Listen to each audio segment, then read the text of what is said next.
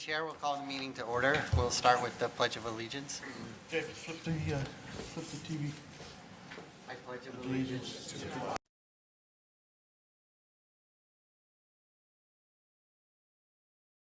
Under God, indivisible, with liberty and justice for all. What color are you? Green. Should be good to go. Are we good? Thank you very much. Welcome to the Ways and Means meeting for March 6th, 2019. I've had a couple of, first of all, is there anybody in the audience who would like to make public comments or say anything in this section? Seeing no one? I've had a couple of requests to take things out of order. I'd like to propose we start with the Board of Health, then take the small cell RFT, and then move on to according to the rest of it, which would be libraries and facilities, recreation, and so printed in the agenda. I'll entertain a motion. So moved, Mr. Chairman. Second. All those in favor? Opposed?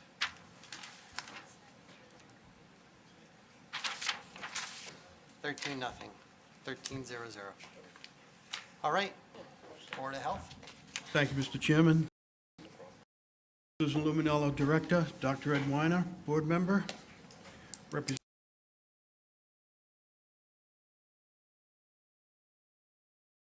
0.71, they had a retirement, a long-term, very long-term admin, reflecting that, as well as the reduction in the overtime. Contracted services are up 3.17% as a result of additional pool inspections. Commercial pools have to be inspected, and there was a large increase in that area with the addition of Lifetime. Also, we farm out the tobacco and now vape stings for compliance with the tobacco laws. Excuse me, sorry. God bless you, Tony. Thanks. Special accounts mosquito control is flat. Those are accommodated accounts, but Paul said we should keep these in here with the approval of the overall budget. Hazardous waste collection is flat.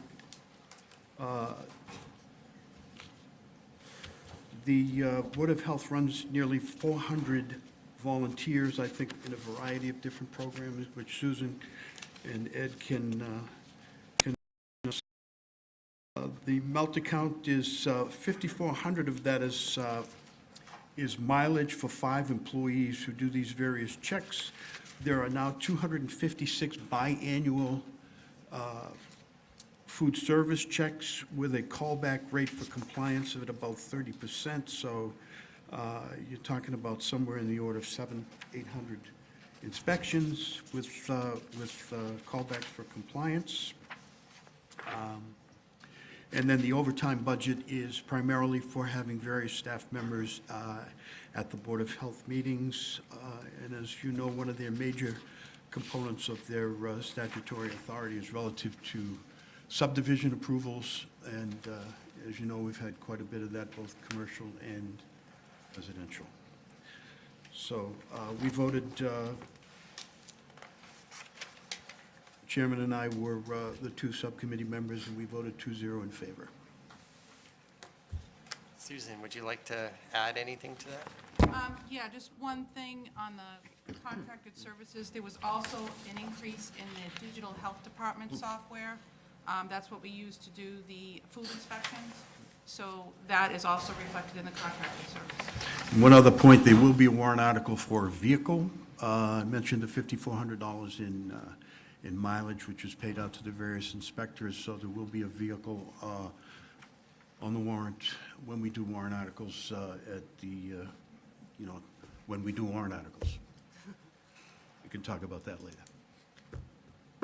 And we're highly involved in emergency planning and drilling in this community. And as you know, we have the issue of an evening population of 24,000 and a day population, especially around Christmas, between 200 and 250,000. So our planning and our drills are very different than a lot of small communities in the Commonwealth. Questions from the committee, Tom?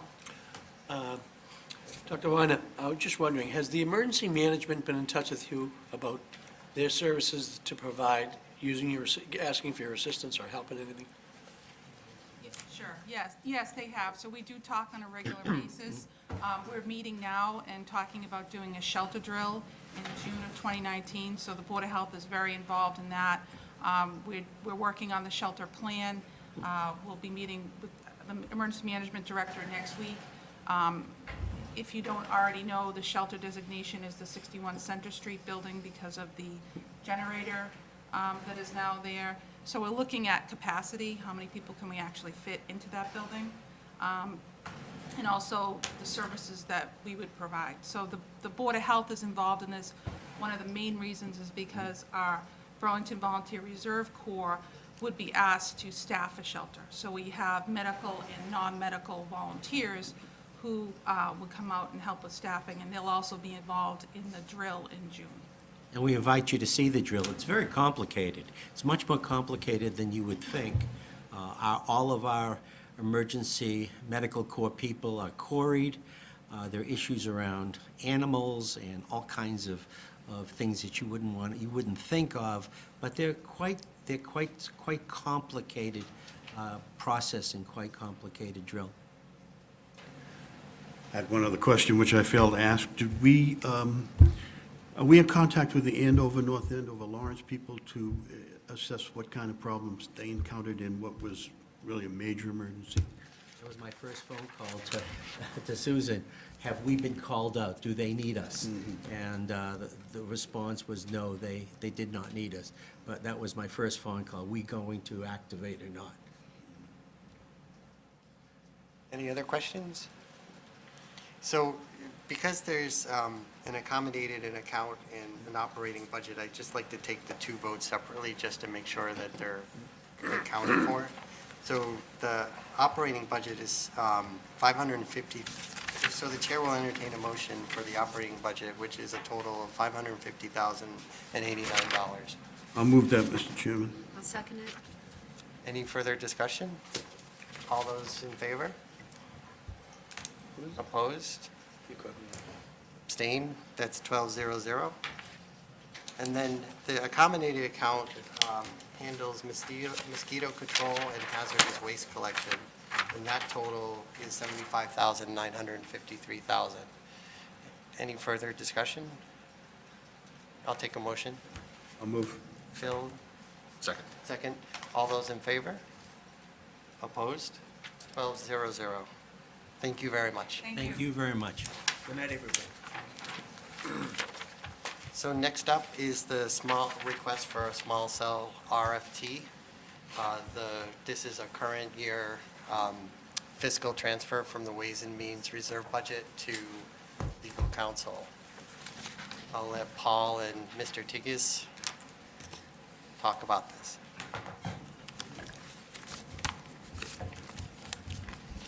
Hey there. I touched on this subject a couple weeks ago. Thank you for having us, and brought the two experts on the subject to get into the details of sort of what the town's facing in regards to the small cellular facilities and what we're trying to accomplish with this reserve fund transfer.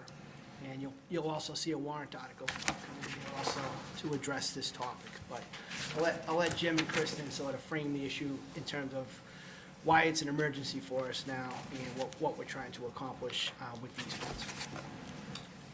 Mr. Chairman, thanks for referring to us as experts. We're experts by default. We didn't want to be experts in this. But, last year, a cell carrier came to the Board of Selectmen seeking a granted location permit on small wireless facilities, they're called. And we didn't know anything about it. We weren't ready to approve something that we didn't have knowledge of. And over the course of time, we found out we needed some help with this. We formed a committee of staff members and board members,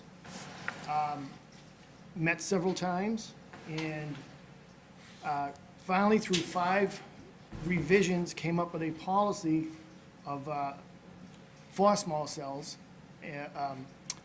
that was approved by the Board of Selectmen. and is now in place. We're one of the few towns that have a policy, and we've been told we're ahead of the curve with regards to small cells. But the curve is huge. There's a lot of uncharted territory, a lot of technical areas, a lot of legal areas that we don't know. And with the 1996 Telecommunications Act and a recent decision by the FCC in September of 2018, we're pretty much, held to the FCC standards, and there's very little we can do.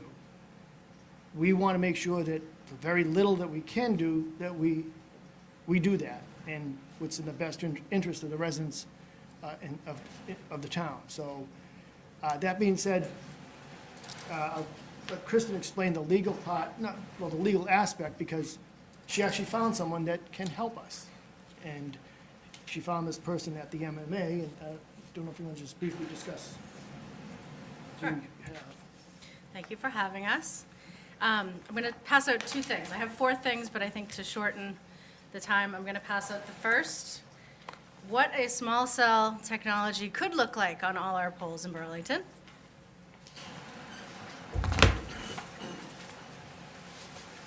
I have 8 copies, so some of you may need to share. And the second, and what small cells could look like in Burlington if we take the right regulation. So Holy smoke. Yikes.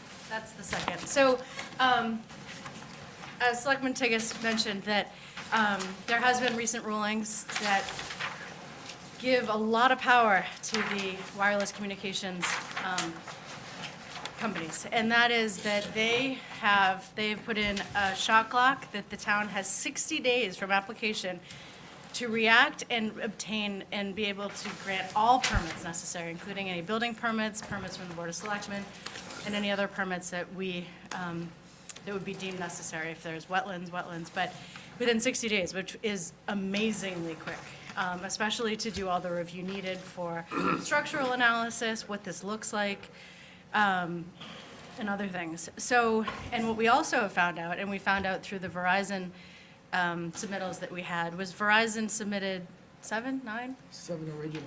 7 originally, but when they came in, they said, we really want 30 to 40. And we said, was that it? They said, well, maybe more. And as we've been talking to people, as well as Attorney Donna Brewer, that had spoke at MMA about this and spoke about the legislation in the most concise, easily understandable way that I've heard anyone talk about 5G and small cell and these small wireless facilities.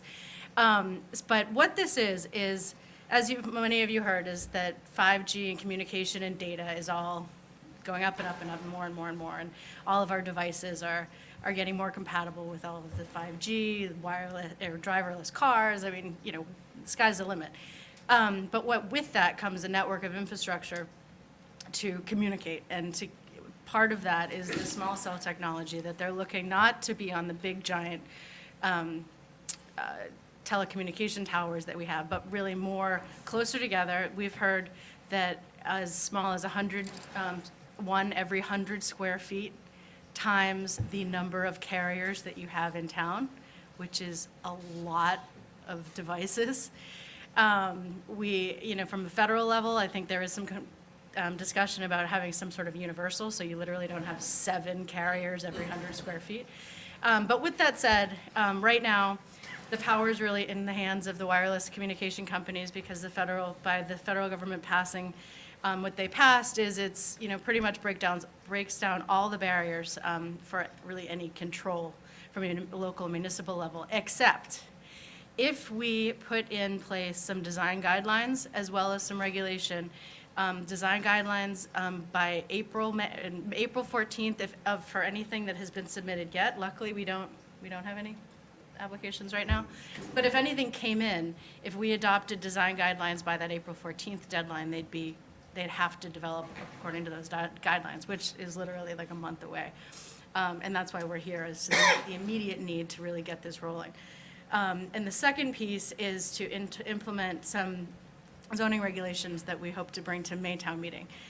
From there, there's definitely further phases and exploration with the wireless communication companies as to kind of really how we want to roll this out in Burlington, but there's really some immediate need within the next 2 months that we need to get rolling and get this done if we want to have the very small control that the legislation has given us. If I may just follow up, as I stated earlier, there was an applicant, and that applicant, when their attorney was presented with the policy we created, which limited, allowed for certain criteria, that applicant, Verizon, withdrew their application. So we currently don't have that application. So we have a little window of opportunity, but as Kristen said, it's a very little window of opportunity. It's by April 14th. And also to follow up on the shot clock, and this will be part of probably future discussions, from the time an application is received, the town has 10 days to let the applicant know whether the application is complete or not. At any point, if the town does not meet a deadline, it pretty much defaults to the applicant's wishes. So we're going to be needing and seeking some technical help down the road with these, because we know we're not the only ones dealing with this. It's going to be a wave of applications, not only Burlington, but every town around us. And it just Google small cells, and you'll have a few hours worth of reading right in front of you. So there is a need, there's an immediate need, and that's why we're here before you.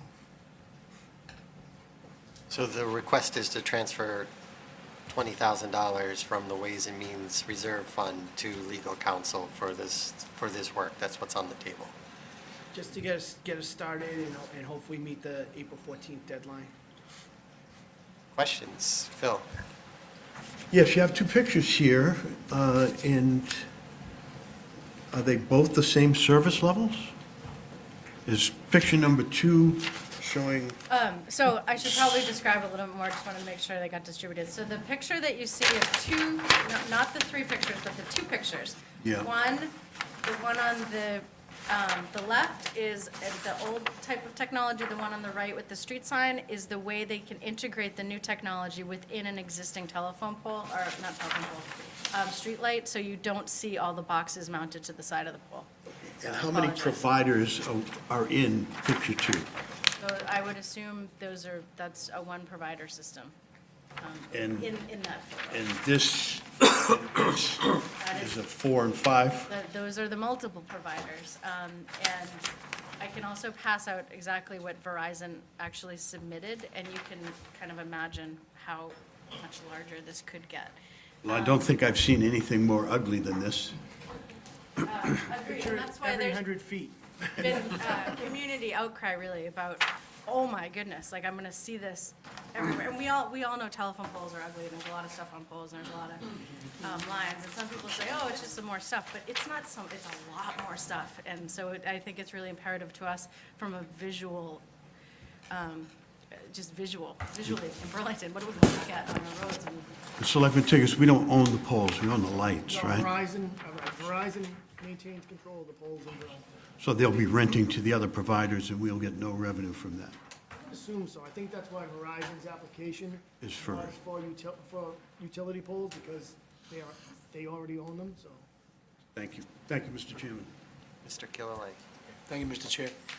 So, my understanding that the current towers that are in the town right now cannot be utilized to provide this service? They may be in some capacity, but using the towers alone does not get at the bandwidth and frequency needed to accommodate what this technology needs for how close it needs to be together. Okay, thank you. Mr. Eiler? Thank you, Mr. Chair. So just to be clear, this is actually for both legal and engineering expertise that you need, right? It's to explore first the very much needed legal regulation as well as the application regulations that we need to put in place. I mean, tomorrow, do you have a cap on how many they can put they can submit at once? There's not a cap, but I think each application covers 5 locations? Okay, that's good, because some of them, one of the advice we got early on was, you need to put something in that they can't drop 60 locations off all at once, and you have to do it, decide in 10 days, or, and it's approved in 60, so that's one of the pieces. But we've been working as much as we can from a local level, but we are only on the tip of the iceberg of knowledge of what this is and what we can do, and the regulations are so strict that we very much need legal counsel and some expertise of an engineer to try to figure out what is possible to guide this in the way that we want to. Okay, I just wanted to make sure this would cover you on the engineering. And for what period of time do you think the 20,000 is good for? Is that to get you to Maytown meeting, or just? I think we would hope to get us to, in a better position by the April 14th deadline at a minimum. You know, that's the immediate goal right now, is to develop those guidelines so that we can at least take that first step. And then I think it's evaluating, I think at that point, it'll be evaluating what's the process when we receive an application. And then I think, I think there might be a need for the RFID engineer portion of it. But this is sort of to get us solvent, get us going by the 14th. Okay, I just want to make That sure first hurdle. I just want to make sure it's enough to actually get you to the next point where you'll be able to ask for more money potentially. I just want to clarify, make sure I made it clear. It's 5 different locations per 5 locations per applications. We don't know how many applications we're going to get. And if you do Google it, you'll see that the vision is someday to stream cable as opposed to hardwired cable. Who knows what the future of driverless vehicles are? Are these going to play a role in this? So we're trying to think ahead in the future, and the future's looking pretty ugly, if you ask me, with regards to these things. The infrastructure. Yes, infrastructure. Thank you. Mr. Tate, oh, I'm sorry. I'll work my way over. Yep. Go ahead. Oh, sure, okay. So again, well, we don't really have any say on the input of these, more on design. That's ultimately what we're exploring. And because ultimately the regulations are, they can basically go in and put these where they want. Yes. So we'll have Essentially, some input, it's but- design and process that we Okay. really need to get on the books as quickly as possible. And then as Member Tigas was mentioning, was that as we get applications, what's that process and how much expertise do we need per application as we review them? And I'm assuming that most other communities they're all facing this. So this is a process that whoever the expertise is, or the legal that you're going to entertain, I'm sure other towns are going through the same process, and more or less the same regulations and designs are going to be done town to town. We hope so, but we are one of the early communities. We've received applications ahead of a lot of other suburban communities like we are. I mean, there's some urban communities that, but still there's no regulation or design regulation on the books anywhere right now. So everybody's in this design. And again, it makes sense to be active up front, Yeah. so that follower, because as you said, once they come in. Sits for a target. Paul, question for you, more or less. 20,000, reserve fund transfer versus part of the legal budget. Is it, you felt because this was outside the norm that we should? We wanted the people that are involved in funding to be aware of what's going on. This might result in a request for more money going forward, so it made sense for us to highlight the issue. I feel as though we could have went to the legal budget if we had to, but we wanted to involve them in the process from the beginning, because quite frankly, you're gonna see a warrant article to sort of set aside some funds for this for the upcoming fiscal year, when we might start receiving applications. And it may be something that we may have to fund fairly regularly, depending upon how this thing goes. It's in its infancy, and which, these guys have worked really hard to get their arms around the issue, and we're trying to get ahead of it. So we felt it was important to bring more of the community involved into what we were doing here. So hopefully, if we do require more funding in the future, you guys will already be up to speed in terms of, what the issue is and what we're trying to resolve, so. Thank you. Did you want to add something, Just Mr. real Tigas? quickly, just to give you an idea of what the policy that we put in place contains, one of the things we require now on the policy is that there be no equipment installed on double poles. So that eliminates them even seeking out or trying to use a double pole to put one of these on. These are the things we were able to put into the policy that fall within the FCC regulations. Another thing we put in is that the pole has to comply to ADA guidelines, meaning Americans with Disabilities guidelines, meaning that it can't be one of those poles that's in the middle of the sidewalk where the wheelchair can't get around, so they can't use that pole. But the big thing, and this is why I think Verizon withdrew their application, is the policy we put in place requires them to go through annual certification. They'd have to certify that their equipment is still functioning, non-obsolete, and there's a fee with that.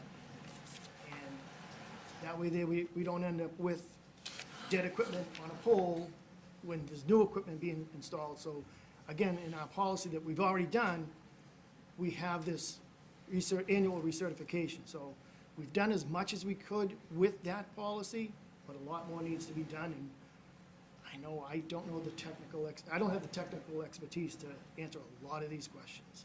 Understood. Mr. Mike?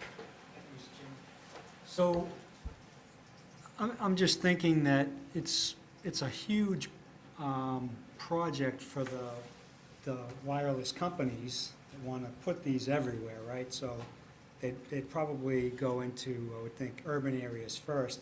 But when you said we've been contacted by companies, it's the Verizon application that they withdrew, that's the first contact we've had? Okay.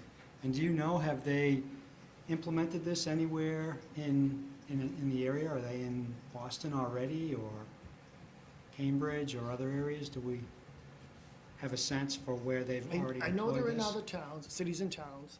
Attorney Brewer had mentioned 3 towns that she's worked with, and just correct me if I'm wrong, Peabody, Carlisle, and Wellesley?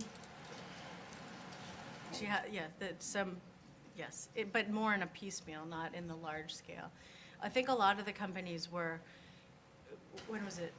November 20, so November 24th, I think it came out, and it was to be official January 14th. So you saw a lot of kind of holding back with a lot of companies. Yeah. And what we're really afraid of now is, as Verizon pulled back, now that the regulation is in place, are they waiting for cities and towns not to be acting to then all of a sudden, like April 10th, submit all these applications? Oh, you don't have design what's going on with the companies? And Verizon, AT&T, and Sprint have contacted us. Verizon has control over most of our poles, so they kind of had that advantage to have the relationship with Verizon Wireless. AT&T was looking at our streetlights that we have that are not telephone poles. And I think the policy gets a lot of what we're talking about, but not at some of the key pieces in the regulatory structure that actually give us some control that we need to put in So place. my thoughts were, if they've been put in place anywhere in a way that looks reasonable and well thought through, it might be good to just contact that city or town to see how they went about having that. And That's why we hired the council we did, because she does have experience with some cities and towns of negotiating some of the better design. And obviously, the technology's continuously changing and getting smaller and smaller, so you'd rather be on the later side of this when the things, next year, they could be half the size they are this year, and I don't know what we can do to take advantage of that, but it'd be good to see what other communities are Well, doing. and that's one of the key reasons why council has recommended we have design regulations and not a design bylaw. So the bylaw can point to, you must meet these regulations, but the regulations can be adopted by a board, not go to town meeting, to make sure that as they get better and better and better, we can be, we can be fluid with that and making sure that we're getting the best Okay. designs instead of the cheapest designs. Yep, okay, good. Thank you. Do you still have something? I guess it's scary because it seems very labor intensive once they start submitting, that somebody in the town's gonna have to start reviewing, and they've got 10 days. So is that a position thing that you're afraid we're gonna have to look at? And can we charge them enough to recover those costs so that it doesn't, do we know? I don't think we've talked about a position. I do remember hearing from the last presentation that I think the FCC regulation sets a flat fee of what we can sort of charge to review one of these things, and it's not a typical thing. And you may see at the planning board where they asked someone to pay for a traffic study. We don't have that flexibility at all. I think it was a small fee, and I think it was, wasn't gonna cover much of anybody's time or any sort of certified experts to help us out with the process. But that is a piece that council has advised us to try to really dig out a little bit more, is how much, it's not per application, it's per installation, and really make sure that what we're getting for the application fee up front is as much as we can get to take a look at the complexity of the application. And then, is there any yearly fee? What else, what other things can we be thinking about so we can do as much, self-funding of anything wireless and small cell as possible under the regulations? And that's something we need to tease out with council a little bit more to figure out what's actually permissible under the guidelines. But also why we need to think about, getting someone on board that we can have someone review in that 10 days, because, we can't do it. So Phil, Mr. Chairman, three things. Is the Board of Health involved in your group here? I know there's, We do have a representative from the Board of Health on the small cell committee. okay, and has there been FCC reports relative to the safety of these things? Well, when you say safety, we can't exclude for safety or health reasons. There's going to be a huge concentration of all these little waves, right? We, unfortunately, have been told we cannot take that into consideration. Okay, two other items. Is there a collective municipal FCC appeal process going on? I mean, this, we've been steamrolled by the DPU and the FCC a number of times in the past, as all the communities have. Is there any appeal process going on right now that we might There join? are many appeals that, There are. on Okay. this regulation. And the last one, you mentioned revenue. Is this a revenue opportunity for us relative to the streetlights? For instance, Verizon is going to charge Comcast and AT&T for rental space on their poles. Could we compete with them relative to rental space on our lights? Maybe. Maybe. Thank you, We Mr. just don't, it hasn't been tested yet. Okay, thank you, Kristen. Thank you, Mr. I just Chairman. wanted to add for the board, Jack had pointed out that it's a $500 fee for 5 locations. Flat fee is what is in the FCC regulation. okay. Any other questions? I did have one question on my own.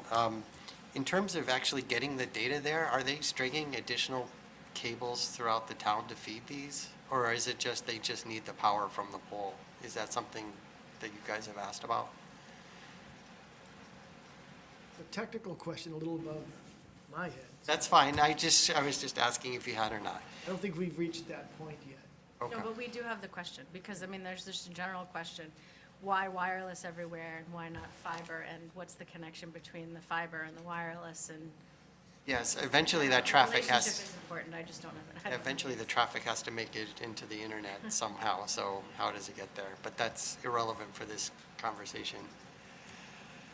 Anything else? Ms. Rollins? Just a quick question for you. It's clear the design criteria is needed. I'm just wondering the logistics of it. Who is adopting the design guideline? Is that the Board of Selectmen? Is it a conjunction with Planning and Board of Selectmen? How does that work? We don't know yet, and it's a question that we're trying to find out with council as to what do we already have on the books that we can carry this under until such time as we adopt the larger bylaw. So in the event we get an application tomorrow, Right. and we need to have them adopted by the April 14th. We're not going to meet town meeting until May 13th, or whatever. So is there a regulation either under the Board of Selectmen for polls and other things, or is it something, within the right-of-ways and the selectmen with the planning board on property?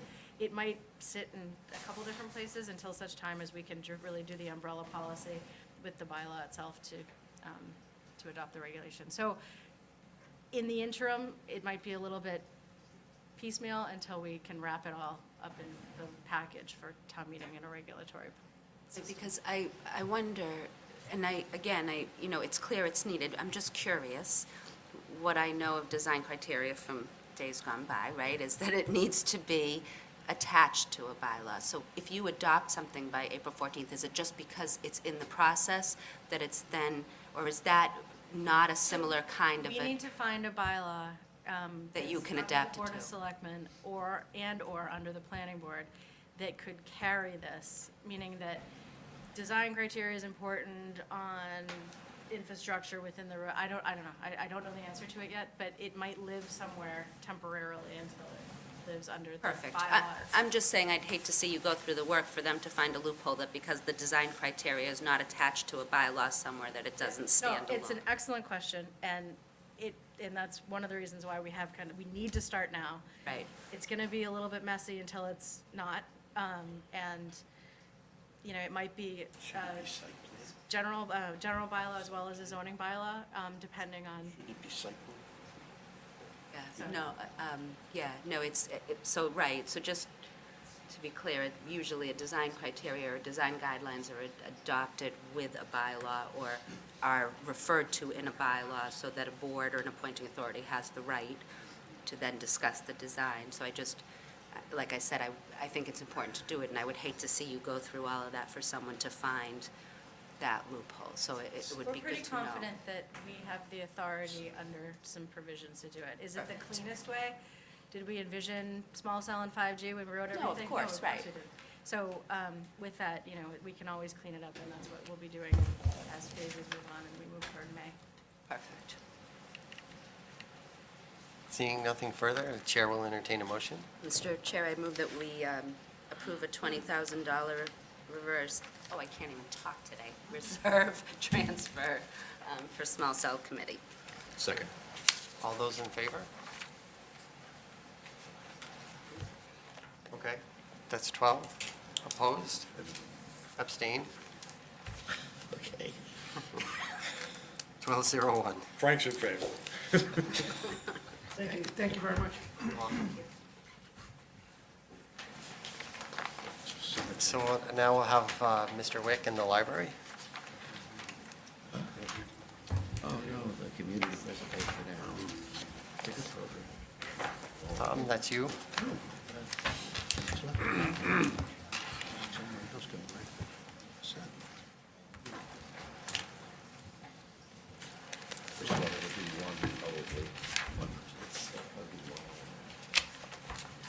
Thank you, Mr. Chair. So Phil and I met as a subcommittee, along with yourself, and if you take a look at the numbers on the budget page, there is an increase in overtime of 4.11%, and the reason for that is there was an added Sunday, which is for overtime for the contracted employees, for the union employees. So that was the reason for that. And materials and supplies went up 9%, and that's for, as explained on the front page, that they're replacing some of the furniture that's been worn, and they need to replace that. And the additional amount of 8.03% contracted services is for movies, the movies, the exhibits, and licenses that come with that. And also, I will take a look at, so we see that that we have an increase of special accounts total is going up by 19.4%, from 158,525 to 189,975. And I'll let Department Head Mike Wick talk about it. We did try to beat him up over that increase, but he did tell me that he was related to John Wick, and we decided to back off. But no, in all seriousness, he will explain. He did discuss it a little bit last year at the budget, and I'll let Michael talk about it in detail right now. He knows better than I. Sure. So when we were presenting the budget to the Ways and Means Subcommittee last year, we were presenting an increase at the time for our personnel budget because there were some discrepancies that were used within the Excel spreadsheet that was provided by town, that there were some incorrect Excel formulas in computing these salaries. And so that created a discrepancy of about $45,000. That didn't lead to an overage in our expenditures beyond our budget, but partially the reason why was because of changes in personnel, particularly me coming in as assistant director and then coming in as director, realized quite a bit of savings coming in at the bottom level as opposed to the top level, which was outgoing. So when I discovered that, we were seeking to address that last year. At the same time, we noticed that there was a discrepancy in how we were funded for a text material budget. And the state, the Mass Board of Library Commissioners, requires for state certification several things. And one of those things is that libraries expend 13% of their municipal budget for materials that circulate. Now, we're able to operate at 12% because we do receive a waiver, because we operate in terms of our hours at a higher amount than we're required to. We're actually operating at a level that would be the next population step up from us. So we receive an annual waiver, so we only have to expend 12% as opposed to 13%. But what I've discovered is that as I was reviewing the budget, we had been improperly budgeted. Now, that did not mean that we weren't making that material expenditure requirement set by the state. I believe inadvertently, we were receiving additional funds, not intentionally to meet that minimum expenditure, but just through natural overages of purchasing new materials. And so those additional funding was provided for by the Friends or by the trustees in donations accounts and state aid accounts.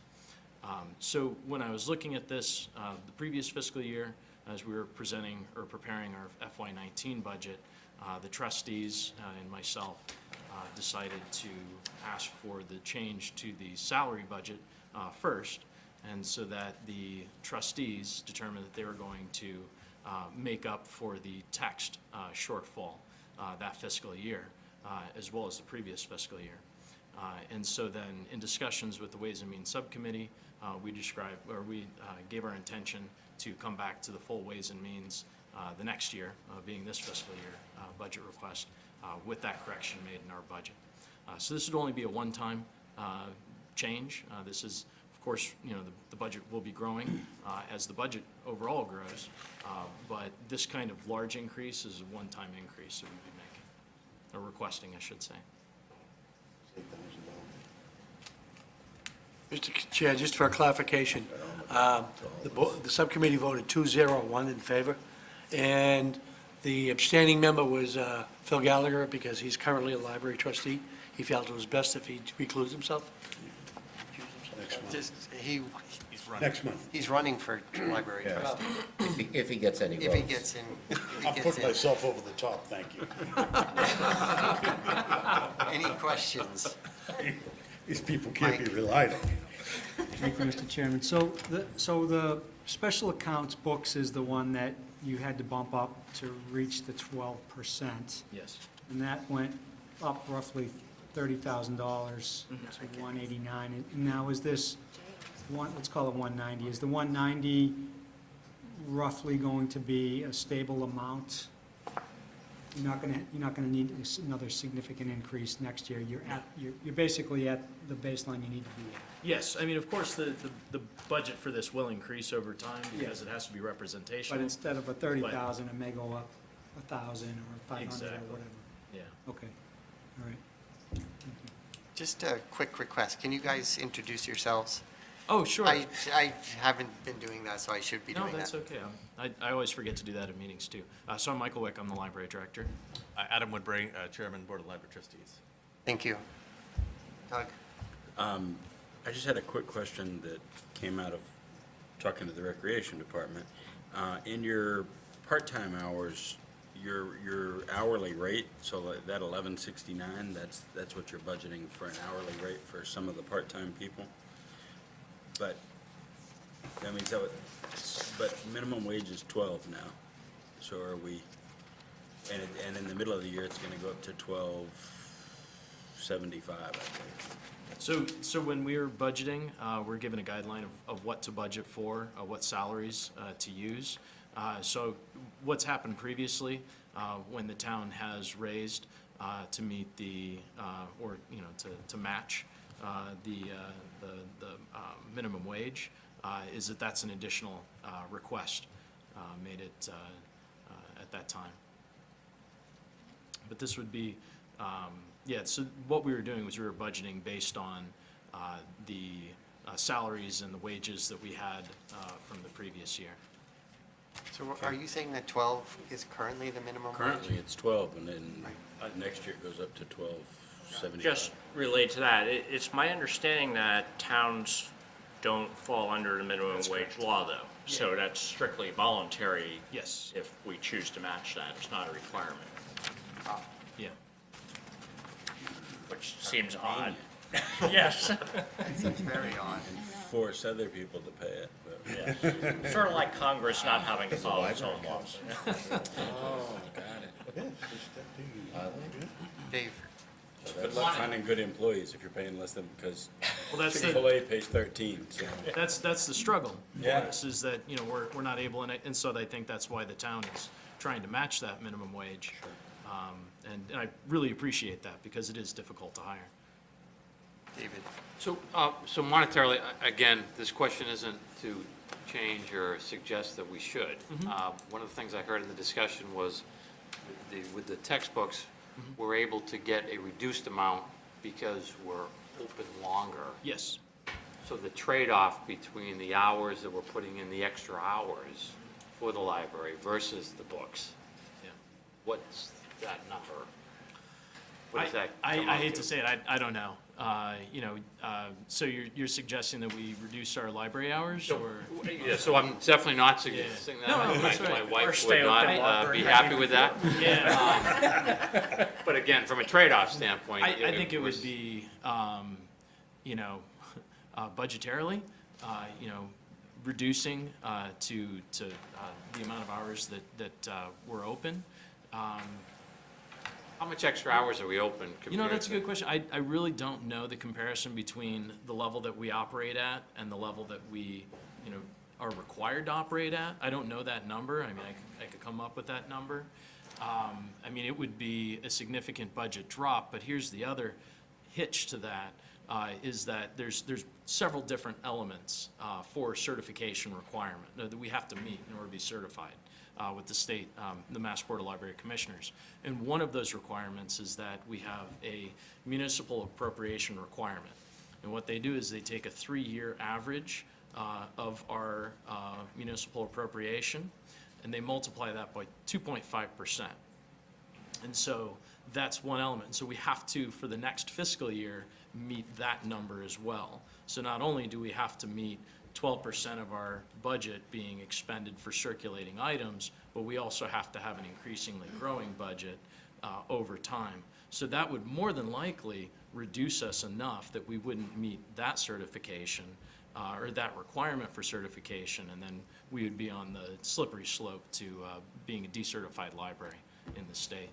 Which obviously we don't want to do. Yeah. Again, I didn't know if this was a matter of a few hours, which Yeah, wouldn't no, impact yeah, the budget it's- by very much. It's a significant but- amount, okay. yeah. Diane? I'm not sure I understand. Are you requesting that the occupancy be put back in? Because a few years ago, I thought that we had all agreed it was better to take it out. So can you talk about that again? Yes, and that was the correct move to make at the time. So in terms of the municipal budget, when we have occupancy in that, that percentage is also figured on that amount. Right. So removing from that, I believe that may have offset this issue at the time and kind of hit the reset button. And so, you know, this figure being incorrectly figured previous fiscal years, it was offset by reducing that overall budget anyway. But that was the correct thing to do. You know, if we had put that in here, that 13 or that 12% would be a much larger number.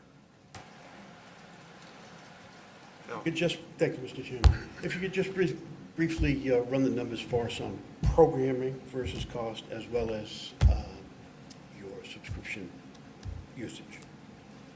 Sure. So, you know, in terms of what we pay right now for programs, the Friends supply all of our programming. our budget of about $8,000. And we have about 11,000 people who use our programs annually. Looking at the budget for cost per child attending a program, it's about 84 cents that it costs us per child that attends an event. Adult programs come in a little bit higher because we can't do story hours for adults and capture their interest as much. And story hours are, of course, much cheaper to present. So that's about $2.35 per individual served. And so I think that those figures, we're seeing real value for a very small amount of money. What we've found, though, is that as we're trying to grow our programming, we're kind of hitting a wall with what the Friends of the Library can provide for us. It's a group of volunteers who do an awful lot of work to provide what money they do, and asking for an additional $2,000 means individuals providing many more hours of service, in support of the library and fundraising. So those $2,000, with that figure of 84 cents per child, $2.34, 35 cents per adult, it's talking about 850 more adults served, or that many more children served for those programming. I bring that up, Mr. Chairman, because if you go attend the book sales, which is the primary source of revenue from the Friends, if you've gone to them over the last 10 years, it's probably been a 30-40% reduction in the number of books that are being brought to the library for sale as a result of the Kindles and whatnot. So I think off in the future, we ought to be looking at subsidizing some of the programming as a result of that loss of revenue. Because dollar for dollar, it's the best bang that we're getting out of the library. Yeah, understood. Thank you. Any other questions? Chair will entertain a motion. So moved. Second. All those in favor?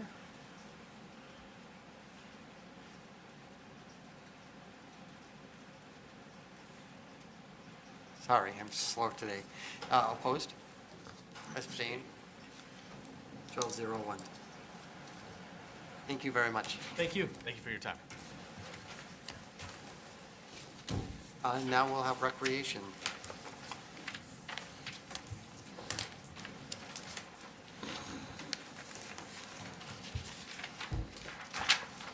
Hey, Good evening. Brendan Egan, Director of Parks and Recreation. Doug, do you want to take the? Sure. So Sonia and I met with Brendan and Kelly last week and went through the budget. It predates my involvement on the committee, but evidently at some point several years ago, it was voted to present the budget as a single budget, but have it broken down here so you can see the difference between recreation and rec maintenance, because they're very different, even though they're serving the same mission. So you do have two budgets, 630 and 631 in your budget book, but we voted it as a single number. Basically, there's an overall 2.93% increase over last year, and it's primarily driven by increasing minimum wage for the part-time seasonal employees. That's kind of interesting, and maybe we need to look at that, because we're looking at a fairly large increase in their budget trying to keep up with minimum wage, but the library is not showing that, and then the town comes in and asks for a lump sum in some way. So maybe we need to figure out how to do that, across the board, so that everybody's budgeting in the same way, because they're eating that and cutting some other things in order to stay within their budget guideline. So something that we should look at. That's the first I'd heard of that. So besides part-time, and Brendan can go through that, we've had a little bit of increase also in part-time staff on the therapeutic recreation staff because of usage and need. We did have some interesting talks about how our summer program with the therapeutic recreation specialist also offsets some of the costs for the schools. We have some children that have plans that require that they have all-day services in the summer, and the services at Memorial School stop at noon. so they can put them in a van and bring them right over to Simons Park, and they join right into the Camp Simons, and they're there in the afternoon. And so that way the schools are covered in their, the required services that they've got to supply.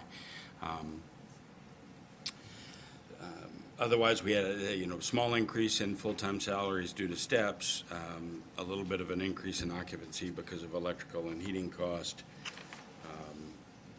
We did go over last year's warrant articles. They had three major articles. The Ford F-350, which was purchased and is being used. We had two, actually, I guess, for outdoor fitness equipment. Wildwood, that facility is complete and it's being used. They're waiting to finish a little fencing or to take down some temporary fencing until the ground thaws. Also, last year, we talked about this, and Brendan, had said he hoped he had a donor, but he couldn't say who it was. But around Christmas, they were able to announce that Leahy donated $90,000 for the outdoor fitness facility that will be going in on Mall Road. And that, hopefully, the grand opening will be May-ish. Late spring. Late spring. Yeah. Anyway, we talked about that, and then also the tennis courts were repaved. That is completed other than paint, and they're just waiting on dry 50-degree days to go paint the facility. But they did all of the repaving and repair, and we're also able to replace some of the fencing. So it looks nice over there. The only warrant article request they expect when we talk about that is for lighting at the tennis courts at Simons and the skate park. Because when they worked on the tennis courts, then we found out that they're way out of, I don't know about compliance, but the electrician said he wouldn't turn them back on, so we may need to do some work there. So that'll be a warrant article request that we address at a later date. The subcommittee voted 2-0 in favor of supporting the budget at $1,814,000 and $814,028. Did you want to add anything to that, Mr. Egan? Nope. No. I'd be happy to. I do want to talk about our therapeutic recreation program, and we came before Ways and Means 2 years ago to get a full-time therapeutic recreation specialist in our department.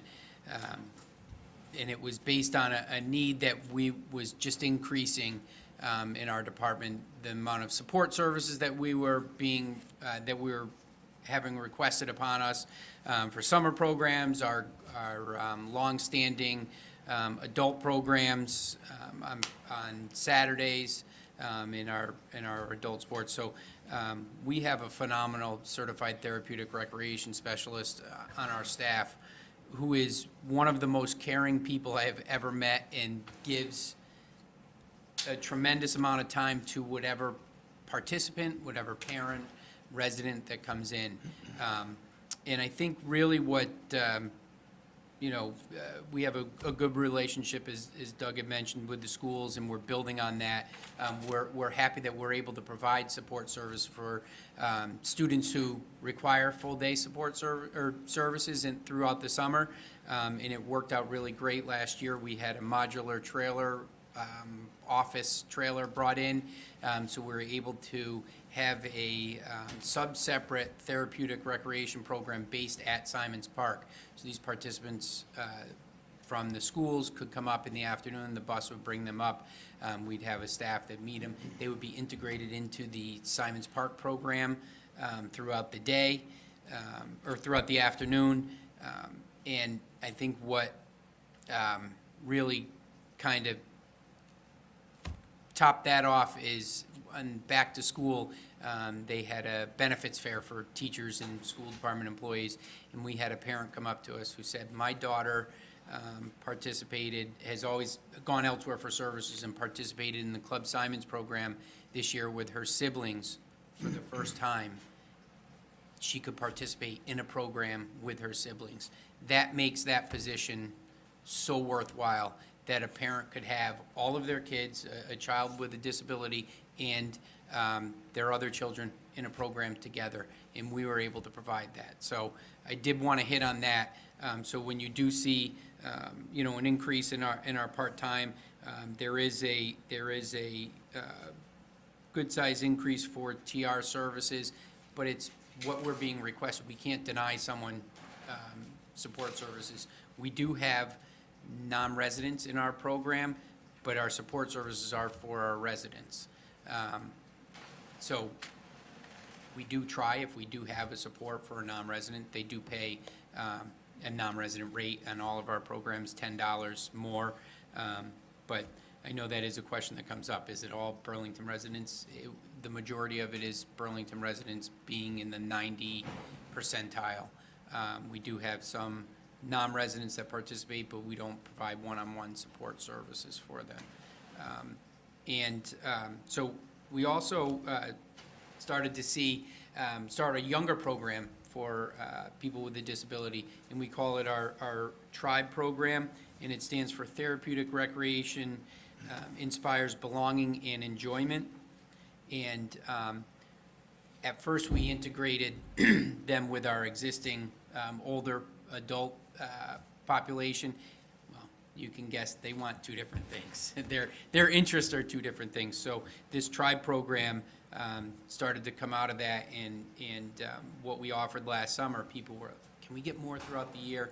So we're able to increase it to a year-round offering.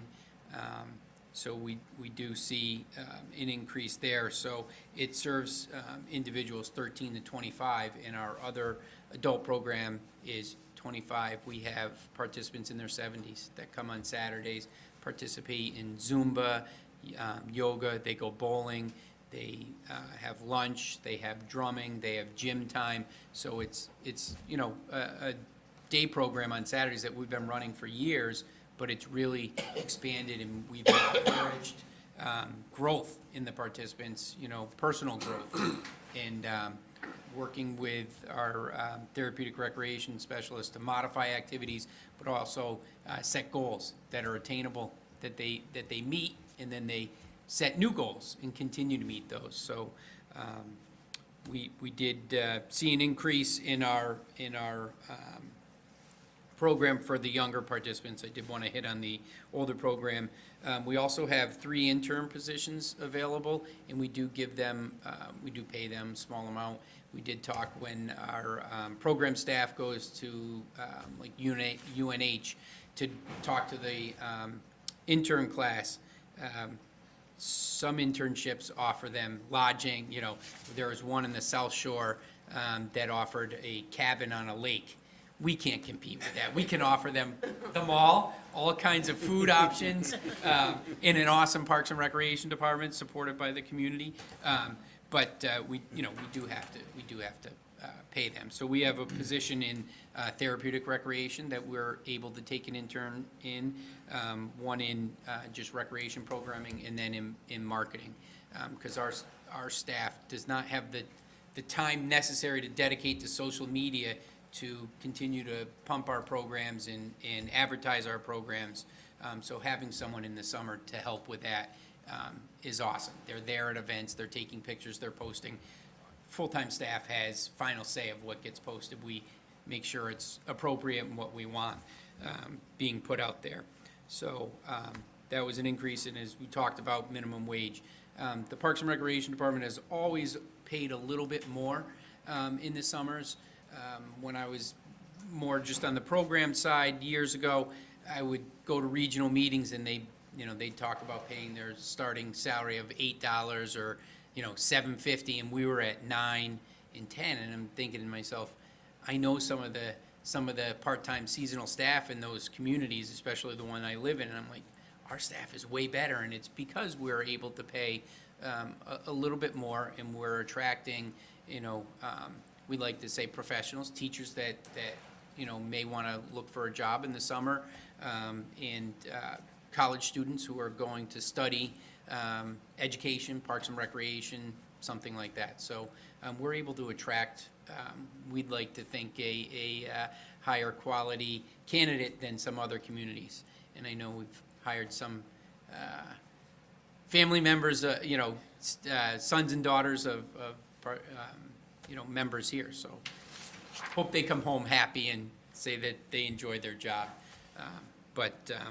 So that was an increase, and we're trying to stay ahead of the minimum wage increase that is coming. It's going up to $15 by 2023, so we're trying to stay a little ahead of that, so it's not a hit at one time.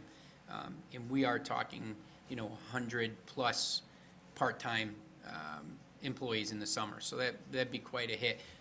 Not, the library may not have quite that many, so it would be a smaller hit for them to have, it in their budget, so we're trying to just stay ahead of that. So, that was the big area where we saw an increase, so I wanted to touch base on a couple of those, but also talk about our therapeutic recreation program a little. Just, what percentage of your employees are Burlington residents versus people who come in from other towns to work? I do not have that with us, but we encourage our volunteers. We try to hire our volunteers, which are mostly Burlington residents.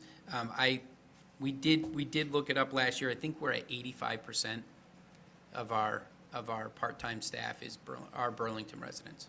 Some of them are Burlington residents, have worked for us for 5, 6, 7 years, are out of college and have, moved to another community, but they still come back to so we're at the 85% that are living in Burlington now, but, another probably 10% are from Burlington originally. So I could get that number, though. Brad? Doug, how are you? How are you? It's been a while. For newer members, I was on their subcommittee for, 6 years or something? Yes. So I should know the answer to this question by now. You said you're going to be asking for some money on Simons Park. So I remembered not all the money to support over there comes from the Simons Park Trust. Could you remind us just historically, is it about a 50-50 split between town and the trust, or is it just kind of on a per-project basis, or? So the trust would like to see, they'd like to see the town chip in on projects that go. They don't want to fund complete maintenance projects there. They really have gone a lot more towards programming. They like the positive programming aspects, but they will put in for maintenance. So on the tennis courts, they did $25,000 to go towards paving over a 2-year period. They did 15 one year and 10 last year, or 10 the year before and 15 last year. Out of that project, the town, we received a warrant article for $140,000. So they were, a little less than a quarter of that they gave towards the $25,000. So they will fund maintenance projects, but that disbursement has gone up and down. I think maybe 15 years ago, Phil, you may know, it was 10, Well, they 12,000. They did the snack shack, and the men's rooms that year. I think that was the largest appropriation. Yeah, I think it was 40,000, I think it was. Yeah, it's gone up. This year, we have a new trustee from the bank. So he's now looking at, going through the trust and looking at the disbursement figure for this year, which usually comes in March, to me, and we give them a list of projects that we're looking, and then we go through an approval process, and then everyone gets it at town meeting for a vote. They said it was going to be lower than last year. Last year, we were at 76, I believe. So they said it would be lower this year.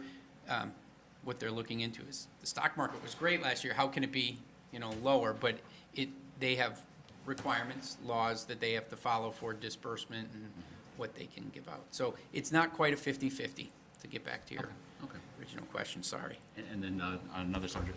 Yeah, the therapeutic rec. As you know, I've worked with some of the kids through Rotary and such, and have been involved some with the basketball. And what Brendan was saying about the full-time employee they have over there and the support staff, they just do wonders through that program. It's very, very impressive. One event that I'm looking forward to this year, and while you're here, I'll ask you for that information. Are you guys doing the basketball tournament this year? We did not. We have 2 other competing tournaments. The weekend before and after we go, and we found that some of these modified teams or Special Olympic teams, some of them are certified Special Olympic teams, they don't like to travel a couple weekends in a row. So we are not, they are going to, instead, we're taking the participants to a BC basketball game on Saturday. Okay, So fun. But doing the softball tournament, I assume softball this tournament summer, is the so- third week in July. Like, that tournament's been going on for so long that it's in everyone's books and that have teams in the area, so. Well, again, congratulations on all the success with that program, and very impressive. Thank you. The therapeutic staff and program staff are tremendous, so they deserve the credit. Tom, then Phil. Thank you, Mr. Chair. Brendan, can we get an update? I got actually two questions. One is, what's the status of the wall at Simons Park, the stone wall? And I believe the Ways and Means had approved or had voted to spend the money for renovation at Reagan. Yep. Is it Reagan? And can you give us an update on both, please? They're all complete. The wall is done, I think, the fall of 17. In Regan Park was completed, final landscaping things in last spring of 18. So they are complete. Has the water problem at Reagan not gone away, but has it gotten better? It has. So we've kept there's a, lack of a better term, a French drain, a stone drain, system that was put around the outside years ago. We've been keeping that clear. Some stuff was growing into it, so we've been keeping it clear.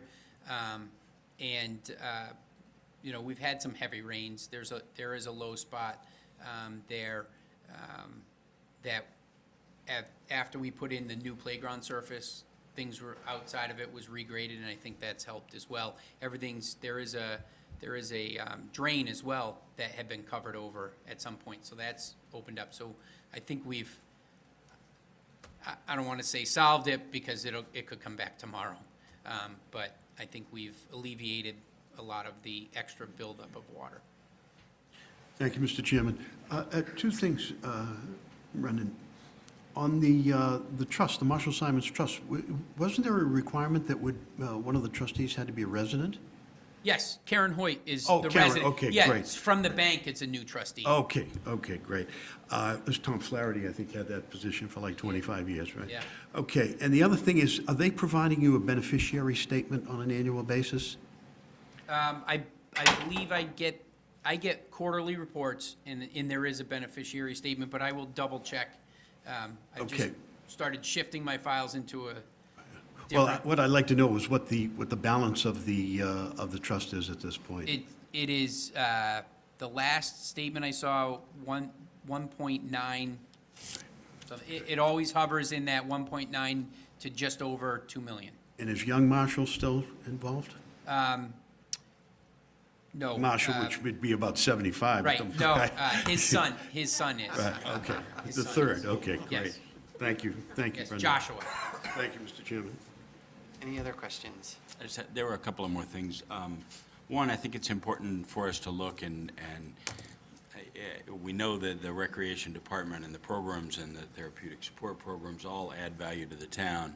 And we should also acknowledge that we really subsidize a lot of those programs. And so it's something that the individual programs pay for their own cost, but in Burlington, as opposed to other towns, we cover the cost of the full-time staff and the rec maintenance and all of that, which really keep the programs at a much more affordable rate for families. And I know when I talk to people from other towns, they're always amazed at how much Burlington does with the rec department and what an awesome department they have. And so it's something to be proud of. It's something that, as we continue to look at kind of level services and, you know, it might get harder and harder to keep providing the same level of service with the amount of help that we do, but I think it's important.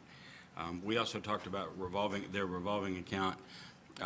We had said we would do that for any budget that had a revolving account. So as of December 31st, they had $241,300 in the revolving account. just over 195,000 was reserved for programs, about 38,600 was reserved for projects, with 7,300 unreserved at that time. They can have up to 10,000 unreserved at the end of the fiscal year to carry over. They usually, over the year, program income usually generates between $7,000 and $30,000 of kind of overage that isn't reserved to pay for the programs. And those get used to cover special events, free programs, and some, unbudgeted, unexpected maintenance things and so forth. And that's all done by the Rec Commission, right? Yes, the Recreation Commission does vote to expend money out of the revolving account. On the program side, all of our special events are free. Residents do not pay for special events. There's conferences, professional development that are paid out of there, staffing. When we had an increase and we weren't budgeted for it, for support staff requests, we did ask the Recreation Commission to put money aside for therapeutic recreation staffing. And then the modular trailer was an unexpected that we would need some extra space at Simon's with the increased amount of support required. And then on the maintenance side, as Doug mentioned, unexpected repair that wasn't budgeted for, on a tractor or piece of equipment that's out working on the fields. We take care of that. We've put in some money from the revolving account for athletic field maintenance. We started a program at Wildwood Park last year to renovate that, and if anyone saw it in the fall and had seen it in the spring or summer, there was quite a difference. We're looking to continue with that program through the spring and get us back up to where we need to be. And then when some of the warrant articles, we've had to supplement costs that have gone beyond the warrant article. We were able to do that out of the revolving fund, mostly installation. It's amazing what contractors are getting to do projects, and obviously it's all according to state wage rates. But we've seen like the Wildwood Park fitness equipment came in about 13 or 14,000 over, so the Recreation Commission was able to take it out of the revolving account to cover that cost so it could get installed. The fitness court that's going in at TRW, the one where we got a $90,000 donation from Leahy, we had a $30,000 warrant article. The installation is coming in at $44,000. So we have, we were able to take 14 from the revolving account to see that project, we will see it to completion this spring. And then the only other discussion we had, and this is, I guess, loosely on the budget because it has to do with programming and their ability to utilize the facilities as much as they would like. We still have a parking problem at Center Street, and I thought that had been solved with the money that was set aside to refurbish Center Street and the plans that town meeting overwhelmingly approved to include a parking lot in the front of that building, but it's running into problems now, and so there are days and there are times that they do not run programs in the rec department that could be helping citizens of Burlington because they know there's not going to be any parking there. We also, since they lost building 19 and a half, that parking lot, that was used by a lot of people for events on the common. And so now we're running into more problems where we don't have, we're never going to have enough parking if you have a big event on the common, but I think the people along Sear Street and kind of in that neighborhood would appreciate if we had a little more parking at Center Street also to take some of the pressure off of that for Truck Day and 4th of July and Pride and all of that. So if you have a chance to have any good input on we need parking, let's complete the project that we approved. I think it would be appreciated. That's all. Now, Noted. Thank you. Second Doug's motion. perfect. I'm happy to move We support the Parks and Recreation budget request for $1,814,028. Do I have a second, Phil? We do. Thank you. Any further discussion? All those in favor? 13, opposed? Abstained? 1300. Thank you very much. Thank you. Thank you. Hey, Kevin. I apologize, I was late. I was over at the Community Preservation Act meeting. It went a little longer. That's great. Thanks for Better making not it. come next year, it seems to work better. I'm not sure about that. It was easy. So the next up on the agenda is the legislative committees. I don't see anyone from the town, but I think subcommittee can talk about that. They're probably in the back, ready Ready to rock and roll? Do we want to talk treasurer collector in the meantime? We could talk at least the legislative. That's quick and easy. Okay. So what we did here, this budget 119, 7,017, level funded. What we did this year, to save Frank and I a meeting day, was to combine the moderators, the Ways and Means budget, the capital budget, and the zoning bylaw review budget into one budget. So you'll see the majority of these line items, it's the town moderator stipend, it's the three recording or recording secretaries for each committee. And then Ways and Means has a very, very small material and supply line item that very seldom is used, but we have it. So level budget for the year, subcommittee voted 2-0 in favor. Chairman, motion to approve. Second. Do I have a second? Second. All those in favor? Opposed? 1300. Okay, now we'll move on to the treasurer. Okay. That's what, number Good evening. 145 in the book? One second, Right. could you introduce yourself? Brian Curtin, Treasurer Collector. Great, thanks. Go ahead. So again, this is 145 in the book. $701,816, or a reduction of 2.68%. Spent a little bit of time discussing the various line items, but I'll give you the highlights. There were a couple positions that had changed during the past year to improve some efficiencies in the department. There was a part-time position that was eliminated of 20 hours and increased the hours of a benefited part-time position to full-time from 30 to 35 hours. So the net result to the department as a whole was a 15-hour reduction to the budget. Whitney last week gave everyone the update to the sheet that on the bottom of the cover page, the full-time employees that had 11, that should be reduced down to 10, as well as the full-time equivalents down. 16. Nice job. Yeah, There was a small reduction in the salary line item of 3.08%. This was primarily driven by the removal of the transition stipend that Brian took last year, anticipating his retirement. Again, as you know, he had announced his retirement, but with the changes in what's going on this year of the decision of whether making an elected or a appointed position, he decided to stay on, which was a good thing for us. And that's where the primary change happened in that line item.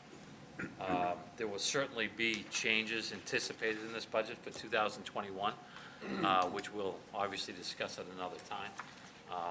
But just the cost of managing the department is when someone new comes in, that is something that's going to impact this budget tremendously. Vacation coverage increased $1,000, which is, we just got to make sure the payroll gets out every week, and we have a new person in that area, so during the summers and vacations, Brian felt it appropriate to add $1,000 to that line item. Materials and supplies gone up slightly, $800. That's really just a cost of the supplies. They are looking at more efficient ways to provide payroll services, so you'll also see a small increase for a treasury management consultant that was added to the budget of $1,000. But that's while they look at more efficiencies. So subcommittee voted 2-0 in favor of supporting this budget. Great, thank you. Do you want to add anything, Brian? No, I'll answer questions. I think that David pretty much handled all the changes that are going on in the department, but I'm more than glad to answer questions if there are any. Questions? Tom? Brian, I'm just curious, have you picked a date? Retire? Yeah. No. Okay. Next snowstorm, is that what you're saying?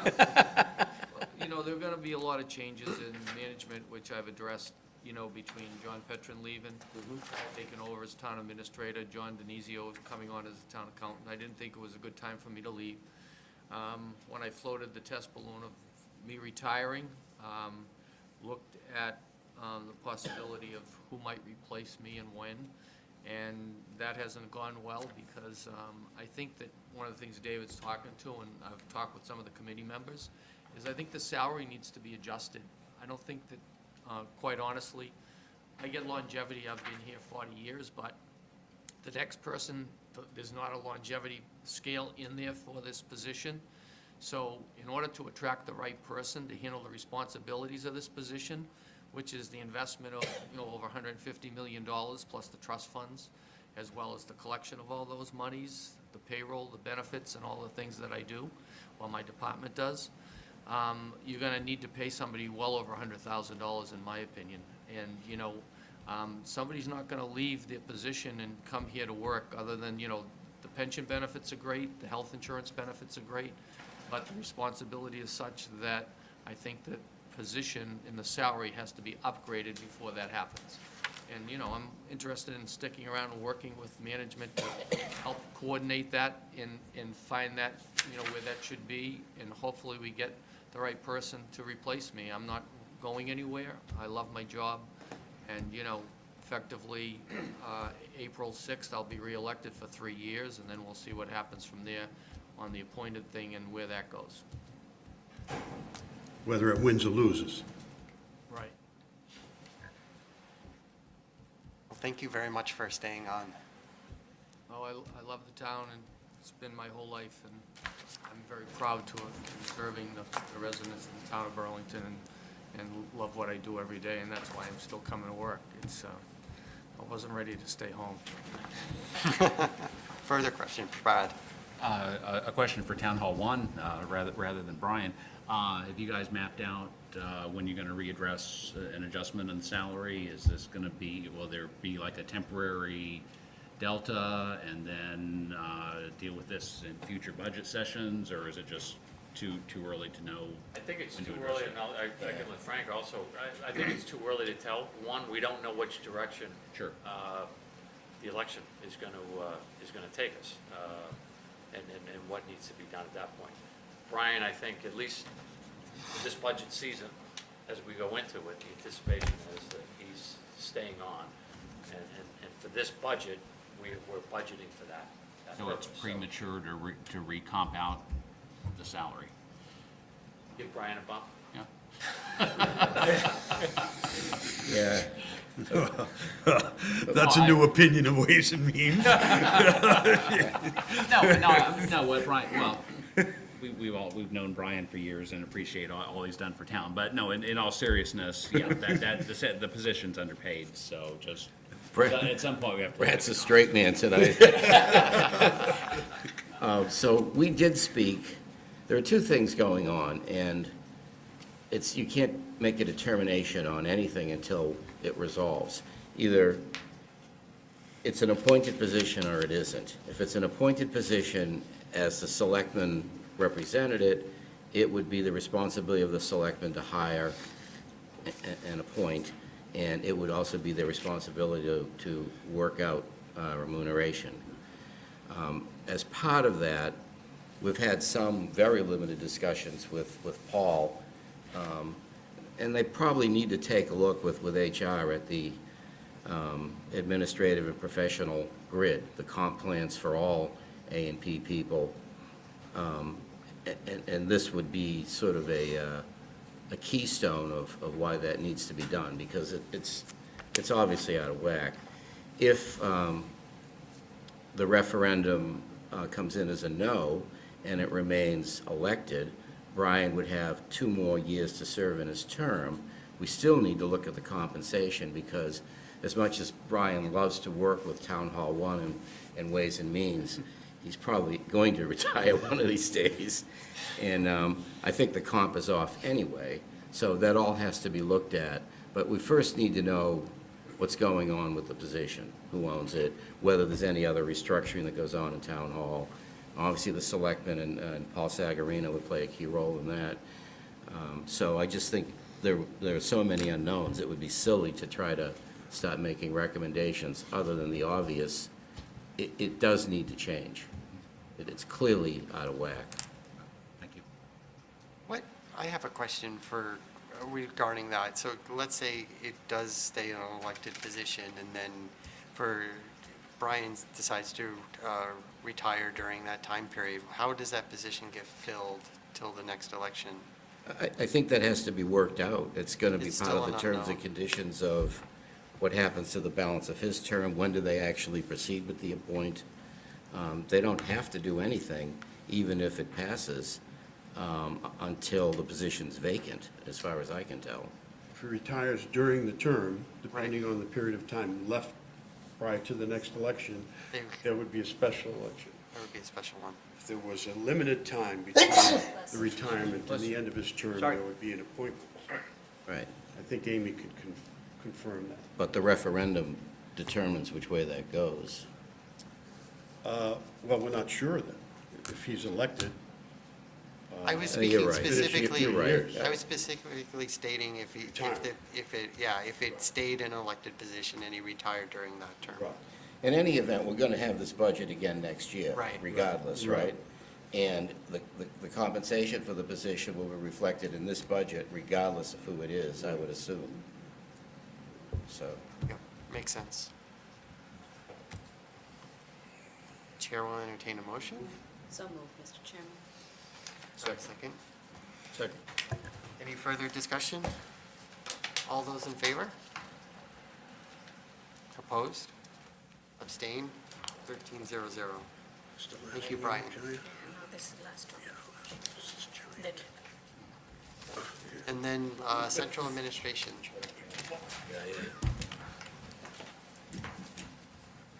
Central Administration, budget 149. So if you remember from the budget books, we do look at each of these line items and vote on them separately at town meeting. So Frank and I have looked at each individual one, so we'll just start at the top and kind of go down. Materials and supplies.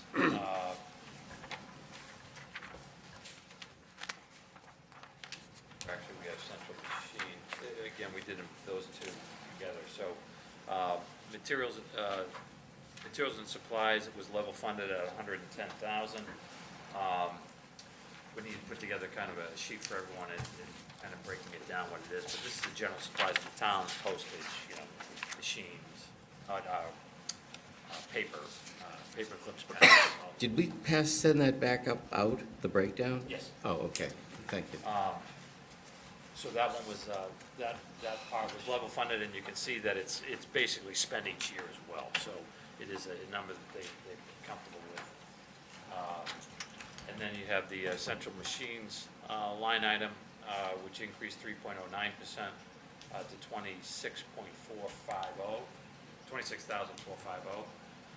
Again, there's a detail of all the machines that we own, and which ones that are leased from the town, and which there's also an umbrella policy for the maintenance of those machines, as well as, we pay for, copies and all of that through toners and what have you. So that went up slightly, but that's just because of the cost of the When I came in, it was empty. umbrella policy. So this line item, the subcommittee voted 2-0 in favor.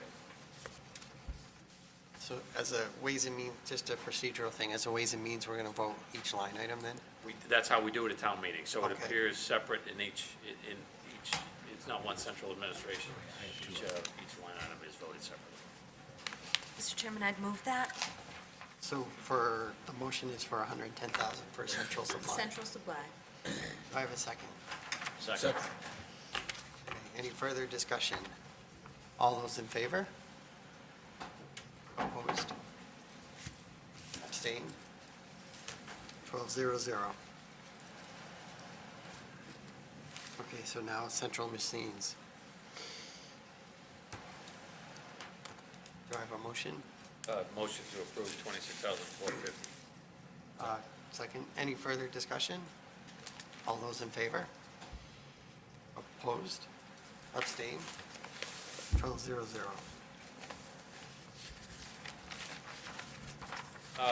Chapter 32B, which is our health insurance. Overall insurance costs up 3% this year. You will notice the initial department request when they were preparing these without the benefit of going through the formula itself. They originally had thought there would be a 4% increase, but after going through the numbers, they're comfortable with that 3% number of $13,739,380. Brian has prepared a sheet which was passed out that kind of runs down where he got that number. This is something that we're used to seeing, but for the new members, we can kind of run through it, which would show how that number was derived. People have the sheet that was passed around. Everyone, Which one, Dave? the 32B number for the 13 million. Health insurance projected budget, Okay. single sheet. It's a single sheet. Yep. So, There are a couple of people don't have it. I don't have it, is it in the, Yeah. it's not in the book? that was sent around. No, it wasn't, it was sent around. I have some extras if they need them. That'd be great. It'd be awesome. Raise your hand if you need it. You can, Did you get it? You didn't get it. That went well. It's not part of the other packet. Well, usually it's in the back table. You can share one. I think you emailed it. Oh, Sheriff, they need to. Make some more? Thank you. no. No, I thought- Would share his, yes, Oh, shit. I'd like to do that. You see. You get better try. So again, we're a self-funded community. We have 770 active and retirees in the trust fund and 660 in the Medicare plans. So when you start going through the top, we have two plans. I'm going to do my best job on this, Brian. So these are actual claims that have passed through each of those insured through 3/31/18. The Harvard Pilgrim of $6,000,003 and change, and the Blue Cross Blue Shield of $4,999,000. So total claims to date of $11,373,000. We typically put an 8% trend on there for the remaining portion of the year. So it's anticipated claims basis of the $12,283,763. We have a administrative fee that's charged, our portion for for administering the plan, and we also have stop-loss coverage for claims in excess of $125,000. So that totals $1,088,873. So total cost of the plan anticipated of $13,992,636. The health insurance is a fiscal anniversary as far as rates and what have you, and the town is on a June 30th fiscal end.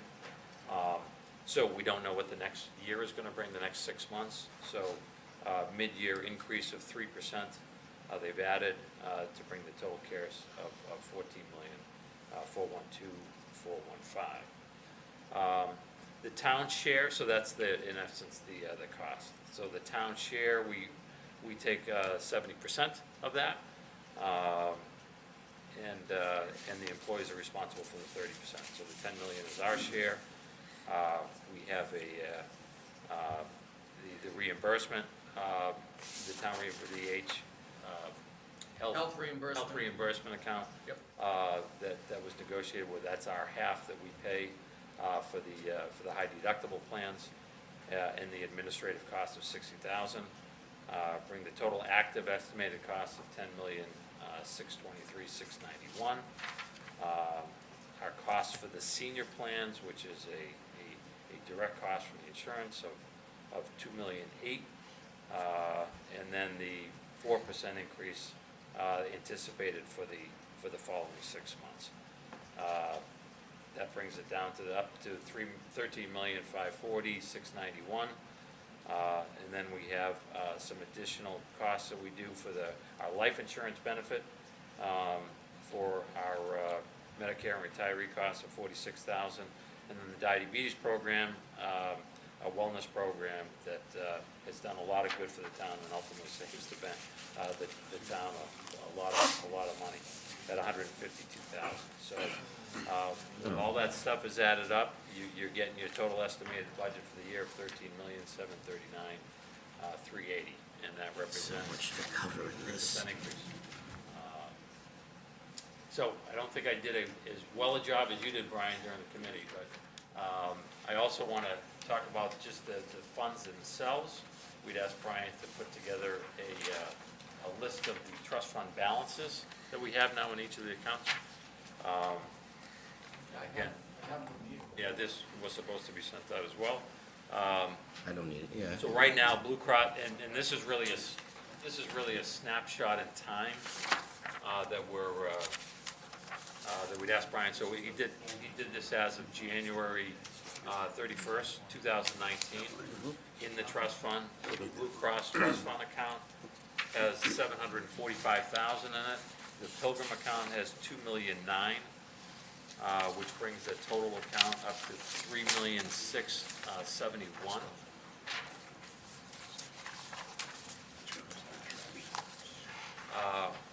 We also have a separate investment account, so Brian is now actually able to invest some of those funds. Yep.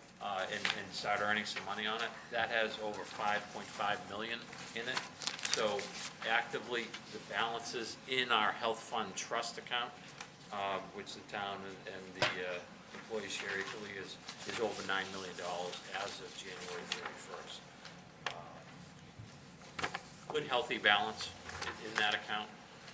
Because we self-insure for those what-if years where claims may come in a little more that's anticipated or what have you, the balance is now what sort of increases there would be compared to what money we have available in the trust fund that is able to make those payments. So we had a long discussion about that and what's the right number it should be at and what have you, but this is a good, healthy balance that we have. 3% increase is something that we've been able to maintain and keep down because of a lot of oversight and work between the employees and the town administration. Subcommittee voted 2-0 in favor. If I could, Steve, before we take questions, just a couple more points that struck me. This thing has a terrible echo. So we're self-insured, okay? So that means that whatever claims there are, that we have to pay them either from what's garnished from the employee or what we put in directly in our 70%. And we hire somebody to administer these programs so that, there's a billing process that's taken care of. So as a self-funded program, you collect these monies and you hold them in a dedicated area, which is the Health Insurance Trust Fund. And we pay out of that fund as we go. Now, if you're fortunate enough to always operate in the black, then your trust fund would have a positive balance, and we do. We have a good one. What the discussion around that is at what point does that balance bigger than it should be? Because it's obviously other people, it's taxpayer money and it's employee money. And our discussion around that. So the first point I want to make is we've had a lot of semi-criticism or limited panic in the streets that our health insurance program is a runaway freight train and we'll never be able to afford to pay for this and it won't work. And our experience for quite a few years now has been everything but. We're actually generating positive cash out of this thing. And so our view on that is, A, it's running extremely well. We're well below national averages. And our employee base is certainly shares in that good result because the wellness programs work.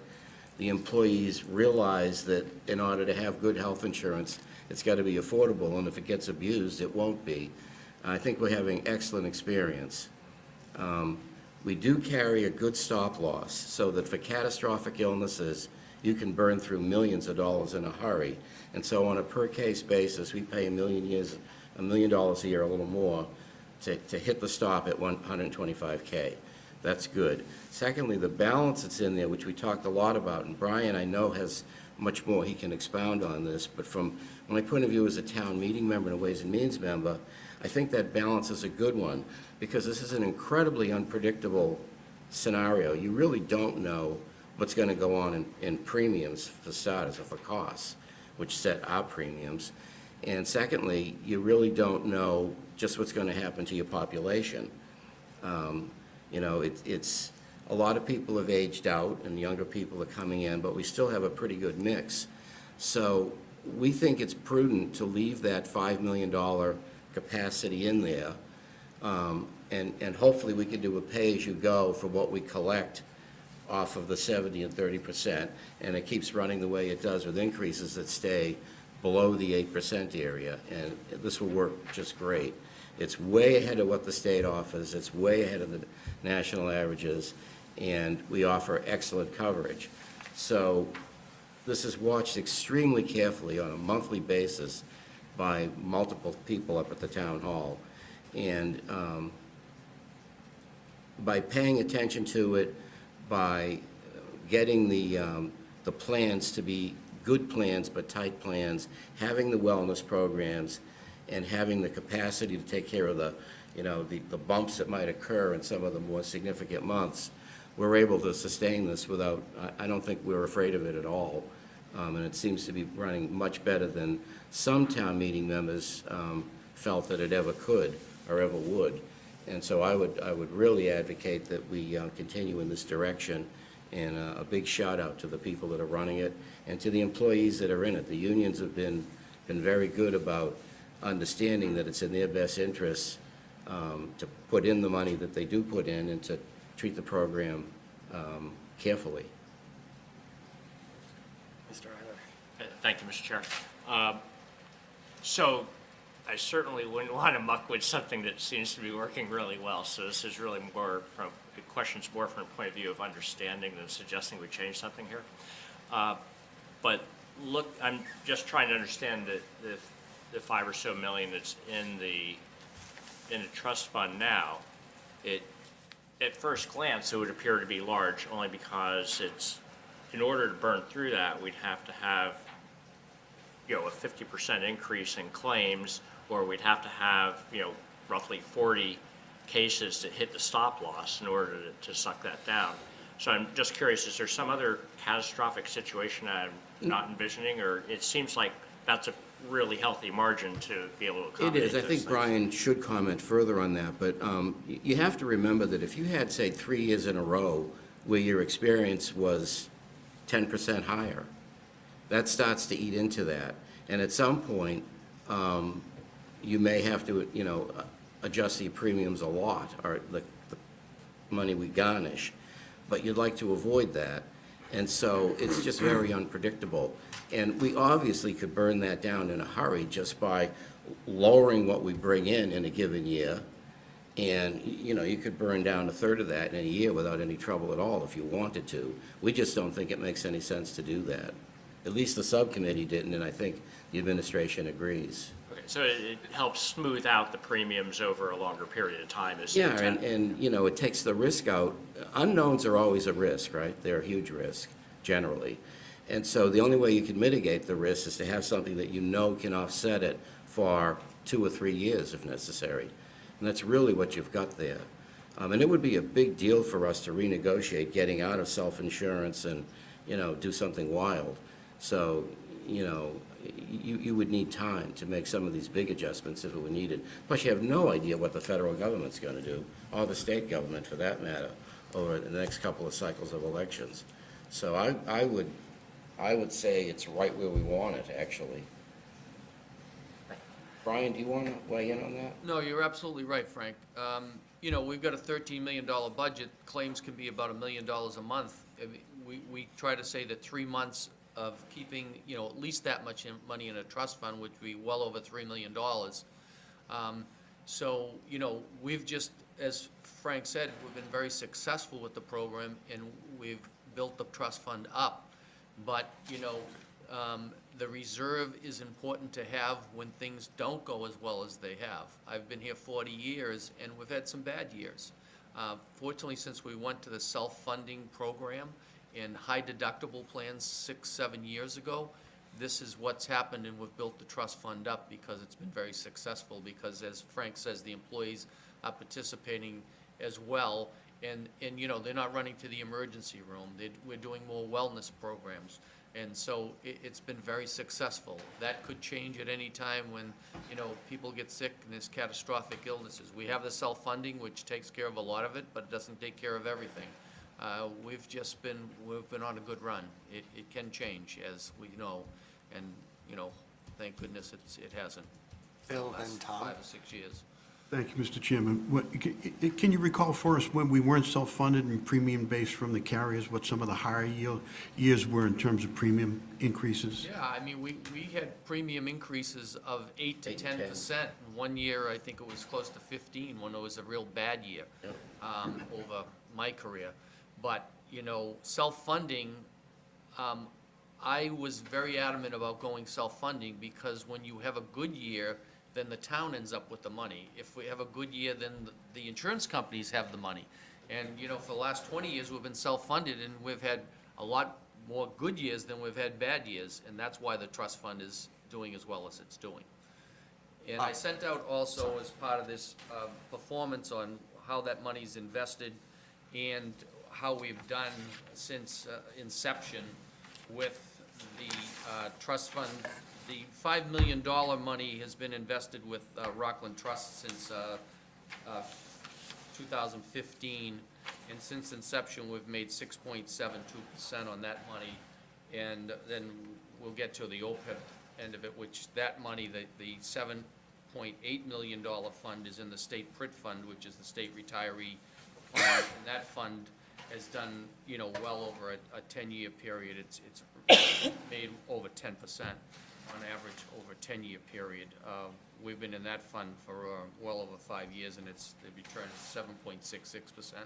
So we've done well with the investments part of it, and that investment income goes into the trust fund and continues to, obviously increase those balances, which we've been very fortunate to do well in those areas. So it's a good story to tell. Thank you, Mr. Chair. Brian, on the 70% on town share, is that for all town employees, or is that negotiated in particular No, situations? that's all town employees, It is? yeah. Okay. Retirees, the balances are different, Tom, depending on when they retire. Right. We either pay, they pay 10% to employees, 20%, or we just changed it last year to 30%, so Okay. that it's the same as the actives. And you already answered my second question. It was about the OPEB trust fund. But you said it's doing well?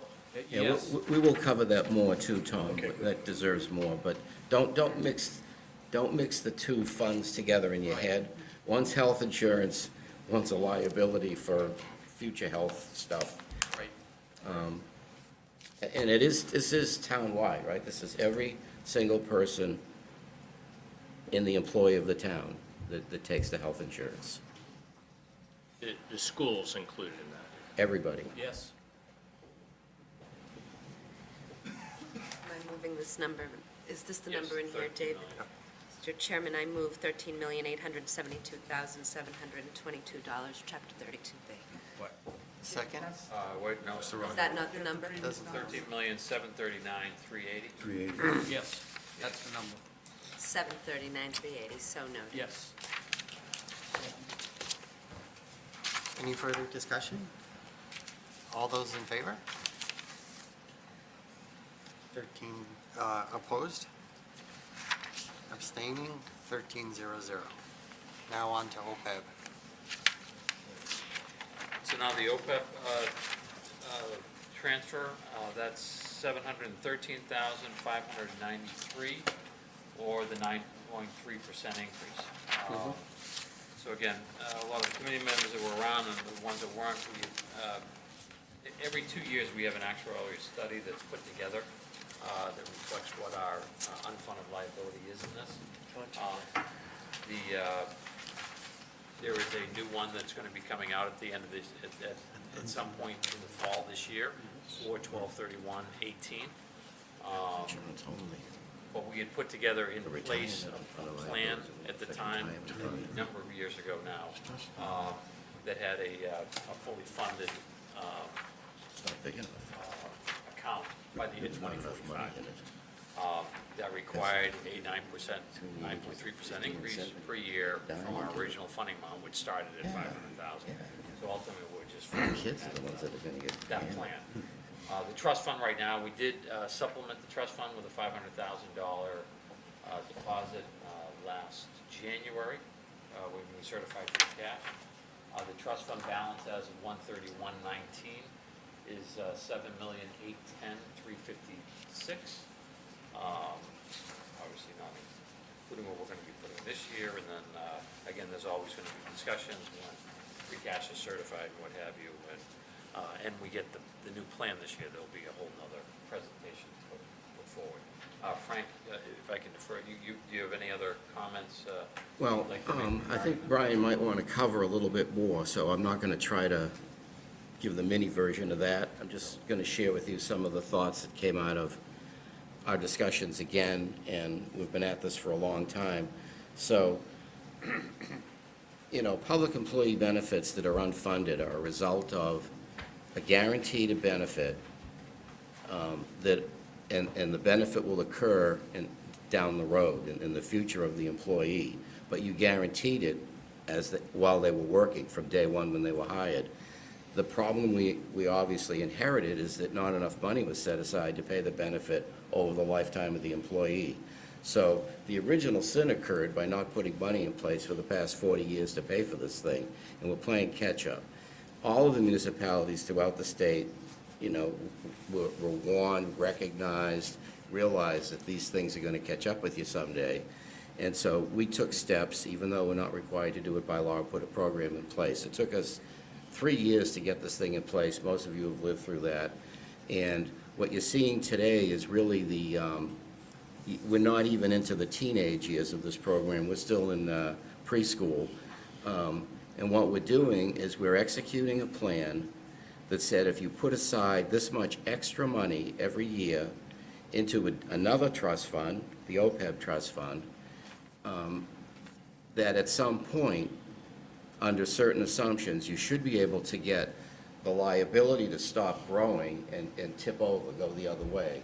And we did it with a 30-year fixed plan. I think it was a 30-year fixed plan, and we extended it 1 year already. And it depends whether or not this financial or actuarial model happens, depends critically on a lot of factors, but not some of the most important ones are obviously how well you do with the trust fund in terms of earnings. And it's one of the very rare things in municipalities that you're allowed to invest this money, literally, well, maybe not anything and everything, but doggone near it.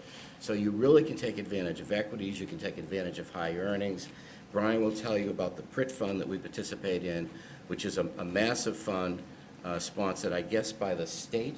Yes. Brian, right? Yep. And we elected to use that to invest our money in. So it depends critically on, A, how much that earns, that's number one. And number two, it depends critically on what expenses start piling up. Like, in other words, you're guaranteeing health insurance to somebody 20 years from now. Well, what's it going to cost 20 years from now is the $64 million question. And so we have predictor-corrector models on all this, and every 2 years, we pay somebody who's very skilled in this art of rerunning the actuarial model. The model that we put together, how many years have we been doing this? 4? I think there's been 4 studies, so 8 So, years. and so we put a plan in place that said, take this out of the world of, gee, what do we do about it every year? And sit here and fight with each other about what are we going to do about OPEB. Put it in the operating budget and have a kicker whose dollar amount is programmed to increase every year at a rate sufficiently that with the investments right and the costs going right, somewhere around the midlife of this model, around year 15, 20, the thing will tip over and start to drop down, and the liability actually decreases. That's what this budget item is. It's the 9.38% increase to the amount we put in every year out of the operating budget to eventually close down the liability. Whether it's enough or not, it's anybody's guess. We've been putting in a little bit more every year for quite a while, an extra $500,000, and it's the right thing to do. And the reason I advocate for that, and I'm lobbying ahead of time, so when we get around to the free cash fight, which we'll have, I'm sure, in another month, every dollar you put in this thing today that you allow to grow for another 15 or 20 years, on average, will earn somewhere between 5 and 8%. That reduces the amount of money you've got to put in by that much. And at those rates, that dollar today in 8 years is now $2, and you did nothing but let it sit there. So the more we can get in early, the better the payout for the back end, so that whatever risk we've got with it coming down, it'll be mitigated significantly. Furthermore, it is conceivable that we could see state and federal law that will require municipalities to do more than nothing. We're doing a lot, and we may well fall within what those guidelines would be, but I would really rather be in a position where we don't have to, meet up with the sheriff and decide what to do, that we're paying for it as we go. Finally, we're paying for it ahead of time. So that's what this is about. It's 9.3%, and every year it'll go up by another 9.3%, and you can do the math. 10 years from today, that's going to get to be a pretty big annual cost in the operating budget. It'll grow by, roughly 10% a year, and that's what we need to do to have zero liability in 35 years. I almost hate to ask this question, too. You're the other straight man tonight. I think this is absolutely the right thing to do. My only concern is that this could have a perverse effect, and I'm just coming from a school committee meeting last night, where the schools are having trouble getting grants because we've done too good a job of taking care of our buildings and there's not an emergency. I'm worried that we're doing such a good job on this, when the state bails everyone else out, we won't get a piece of that action. It'll never happen. It's too big a number. The bailout is going to be out of somebody's wallet, and if the state's doing it, then it'll be out of your state taxes. It's just too big a number. On this, State has its own liability. What's that? State has its own liability. Yeah. I mean, if you take cities like Boston and Worcester and Springfield, these numbers are gargantuan. The state is not going to eat that for everybody. That's my concern. They'll eat it for the big ones, and we won't be one of them. You can play that game. I personally, I think we should just stick to our knitting. I run think the it's the right program. thing to do, though. And we have the option every single year. Someone in this room, and hopefully it won't be me, is going to get to say, is this enough? Is it too much? Does the program need to be tuned? Do we need to make it a 40-year program? Do we need to have a different way to raise the money? We could look at all those things. Right now, it's simple.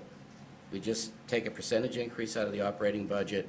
The liability is growing slower than it would have by a lot, and I think 10 years from now, we'll start to see the real payoff.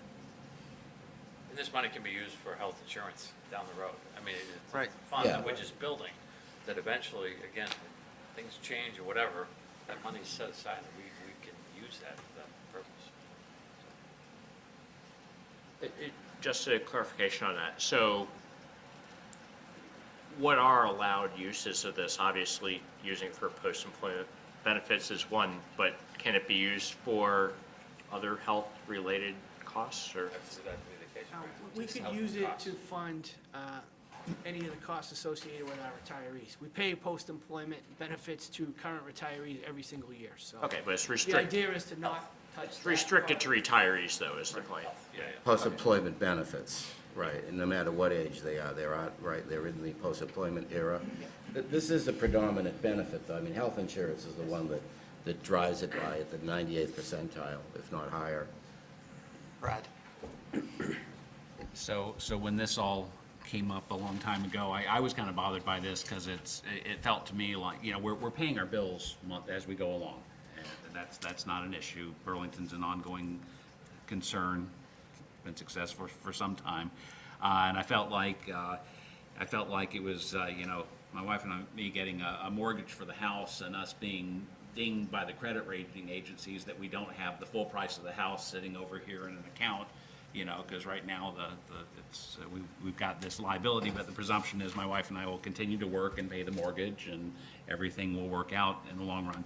But around that time, I did the numbers on how fast our annual budget will increase and how fast our health insurance costs will increase. And at some point, not that, I mean, maybe 20 years down the line, and it's interesting looking at the numbers, and I like to freak people out that, yeah, we will see a $1 billion a year operating budget in Burlington within our lifetime, which is... Maybe yours. And we're not covering your mortgage, just for the records. Well, let me tell you this, if we see it, it'll kill us.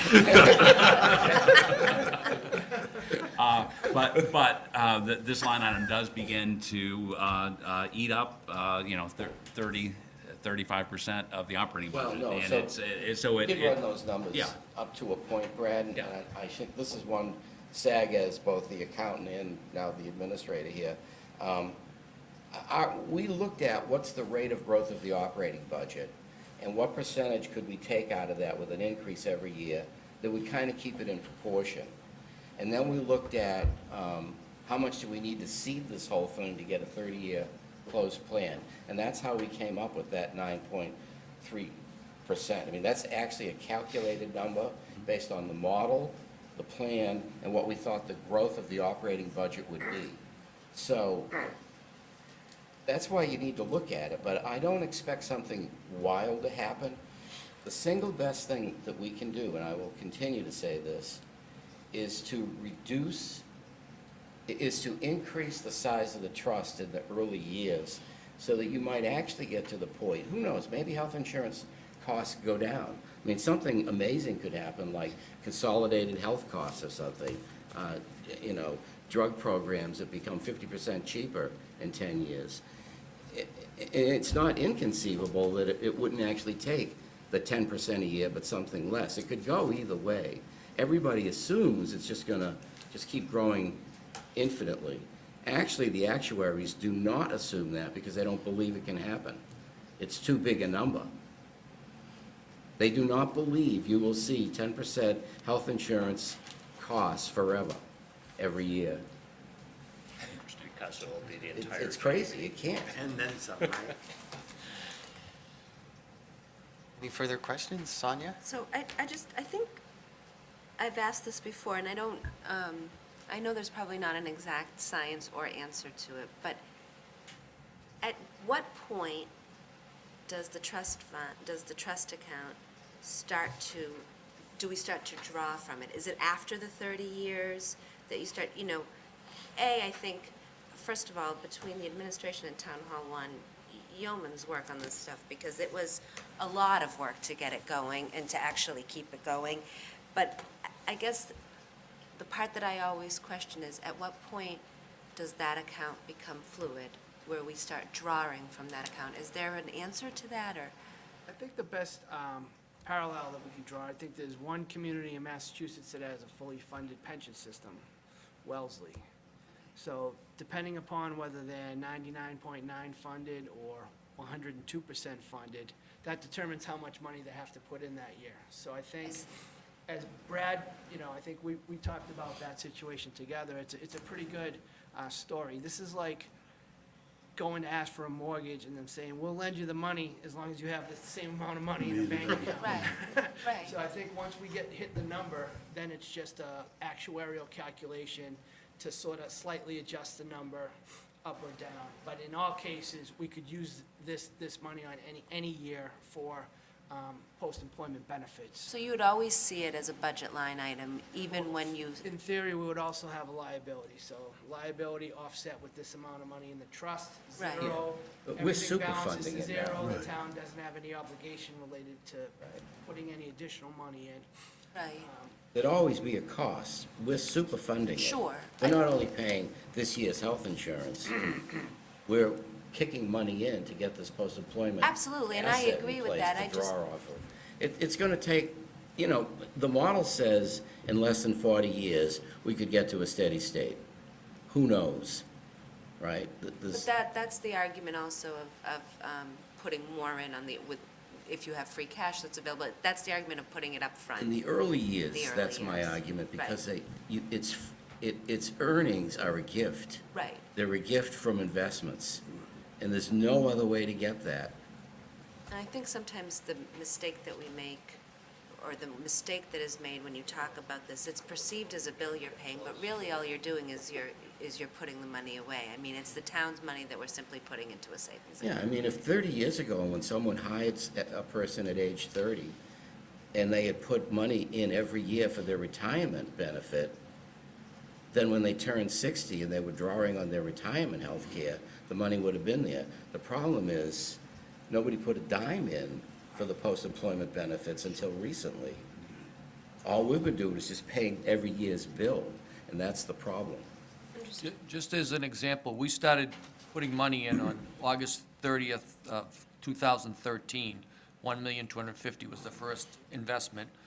The town's put in to date $6,246,701.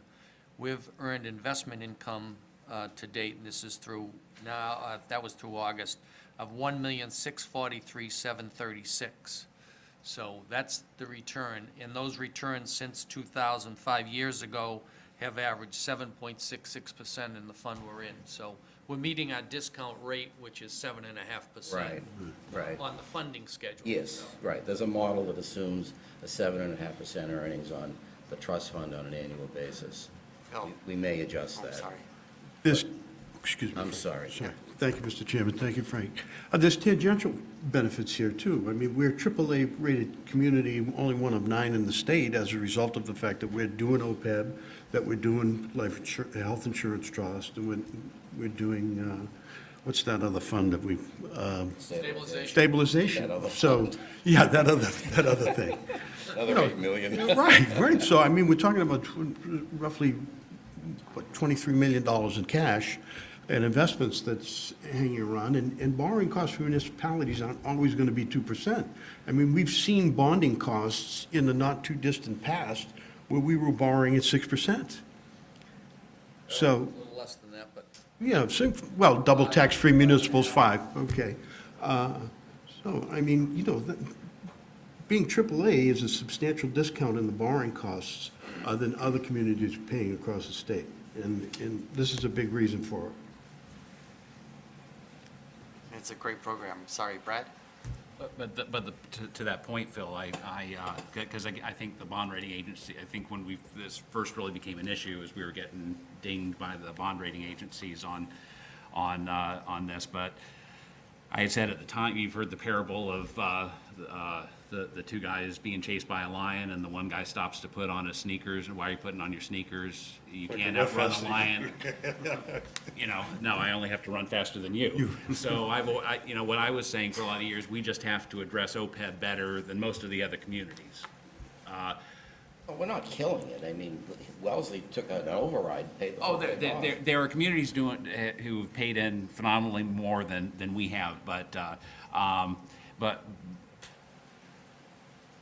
finally bought into Town Hall 1's plan and argument, because again, as you guys made the point of, that this is a liability that we have, that the town has accumulated over the past however many years, and we continue to accumulate that liability. So just, not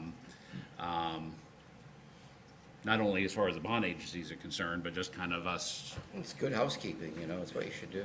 And do we want to repeat the mistakes of the past? I mean, people left it for us to take care of. Do we want to leave it for our children? Right. You know, that's the central question. Mike? Thank you, Mr. Chairman. So it was called the PRIT fund that the money is in for the OPEB? Yes. And you broke that down for Rockland Trust, like the Yeah. asset class. Where's the money, where's it invested? No. Sure. I have it right here, as a matter of fact. Schedules in front of me. I think But, pension reserves investment trust. yeah, there's a percentage of, here it is. Okay.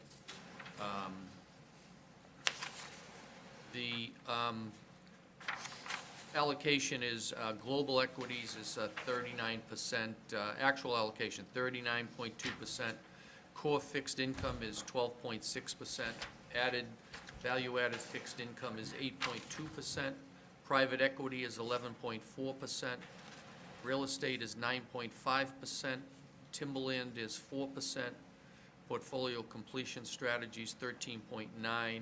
Overlay is almost 1%, so to 100%, that's the total core of how it's invested in those different asset classes. Great, thank you. I didn't realize that you had. Yeah, it's on there, yeah. Okay, thank you. And that's been averaging 7.66. For 5 years, the 10-year average is 10.02. We haven't been in it 10 years, the town of Burlington. The Middlesex County Retirement System pension fund money has been in there 10 years. We have freedom of action on this. I mean, the town can invest this where it would like. This fund has been one of the top performers by many measures. So it's serving us not only well, but with a lot of confidence. So. My responsibility as treasurer to invest the funds, and fortunately, I've sat on the Middlesex County Retirement Board for 38 years, so kind of have a handle on where the best place to put the money is. I've been fortunate in my career. So first thing we did when we decided to invest the OPEB, or, start to build a fund, I felt the best place to put it would be in the state PRIT fund, because they have, asset classes and advantages that, a small bank or other places we could put the fund wouldn't be able to take advantage of. We're not allowed to, like the health insurance trust fund with that $5 million, that's not money that we can put into the PRIT fund right now. At some point, maybe we will be able to, but that's a whole different, type of trust fund. Brad? And Brian, just as a point of comparison, when is the pension fund fully funded? Is that another 20 years? 2035. All right. Yeah, it's on a 40-year schedule. Nothing was done until 1988, when Massachusetts started to fund their pension liabilities. It was supposed to be fully funded in 2028 until 2008, and the market tanked, and then they allowed it to go another 10 years. It was 8 years to 2036. No, it was 2038. It was 10 years. Middlesex decided to be fully funded in 2035 to give another 3 years of room in case we have another bad turn down in the market. So we're still on schedule, and that's the 6.5% increase in Middlesex that we see annually in our assessments. And we're still on that same funding schedule, which Right. will. That we have no choice in. That's a tariff to us. One of our future meetings. Okay. March. Thank you. So it's 27th. So I definitely want to reiterate Sonia's point in that the Town Hall One and the administration have really put Well, together a great program These here. guys do all the work. Sure. Believe me. But it's comforting to know that the town is well protected by the program.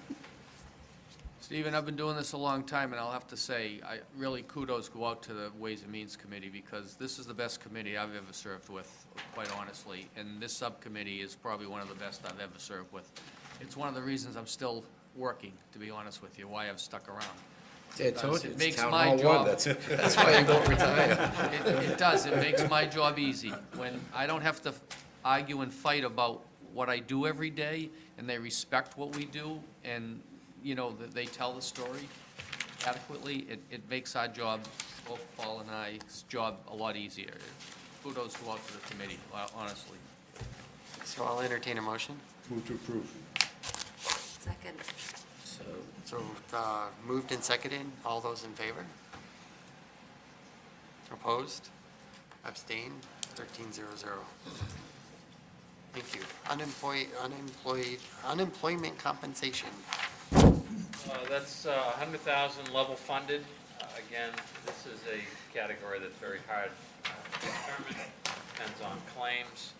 You can look at the claims history. We really haven't gotten up there the last few years, but we certainly have seen it before. Primarily teachers, people that we do self-fund this as well. So Frank and I both felt comfortable, although there may be some room to move down a little, better to be safe and keep it at the level funding. So we supported it 2-0 in favor of the 100,000. Mr. Chairman, motion to approve. Second. All those in favor? Question. Opposed? Just have a question. Oh, sorry. If the money's not utilized, what happens to the balance? It gets returned to the It does town. get returned. Ends up part of our free Free cash. cash. Okay, thank you. All right. I vote yes. Okay. I had a question also on that. Oh, sorry. Is there any stop loss on the unemployment? We work under a unique self-insured program for unemployment that the state only allows government agencies to use. Most companies, it's a payroll tax, which would be very, very expensive. We reimburse directly for those employees that the state pays out benefits to.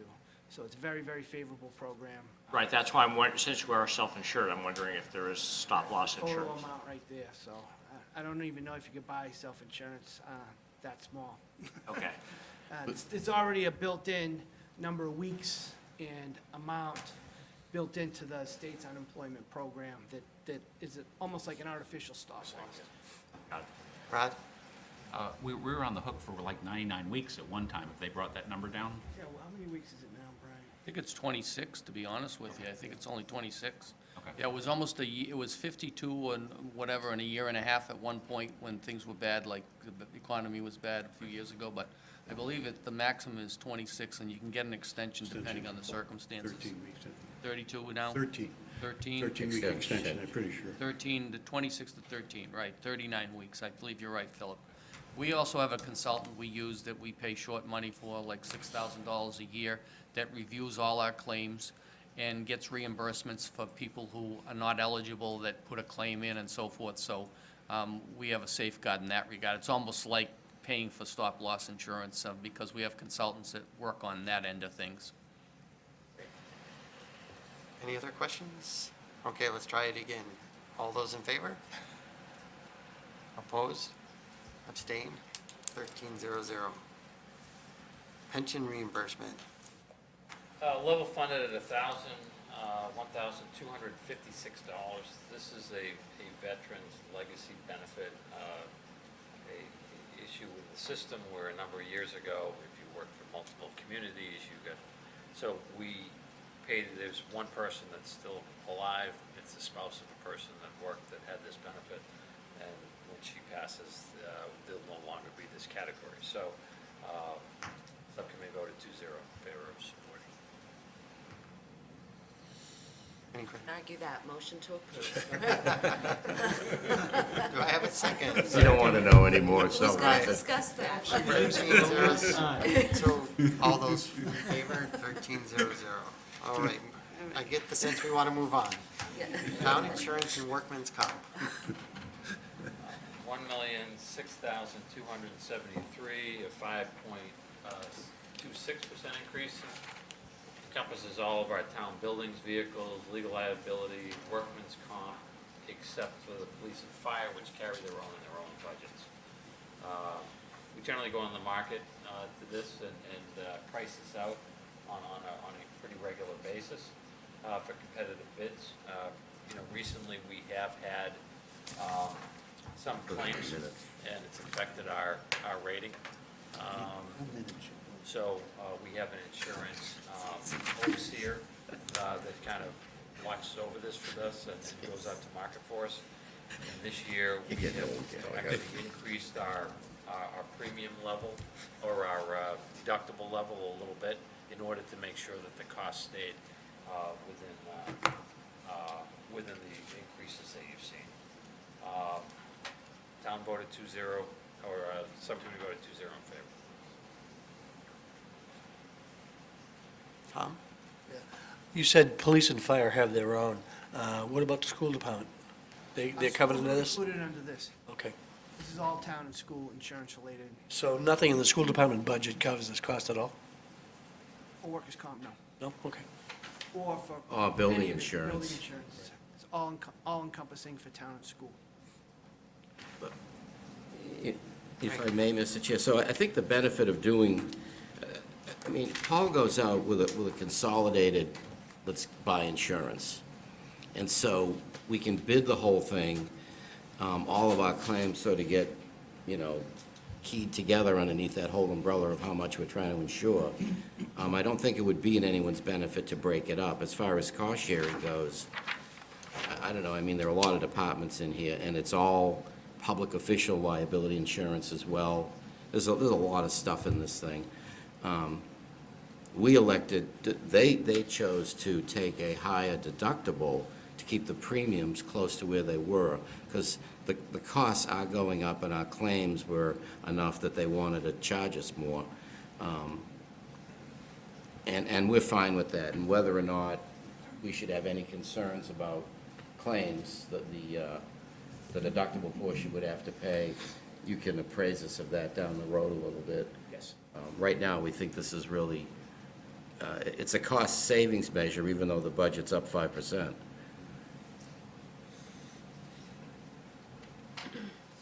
Further questions? Entertain a motion? So moved, Mr. Chairman. Second. Second. All those in favor? Opposed, abstain, 1300. Financial audits. Financial audits level funded at 80,000. This line item was increased last year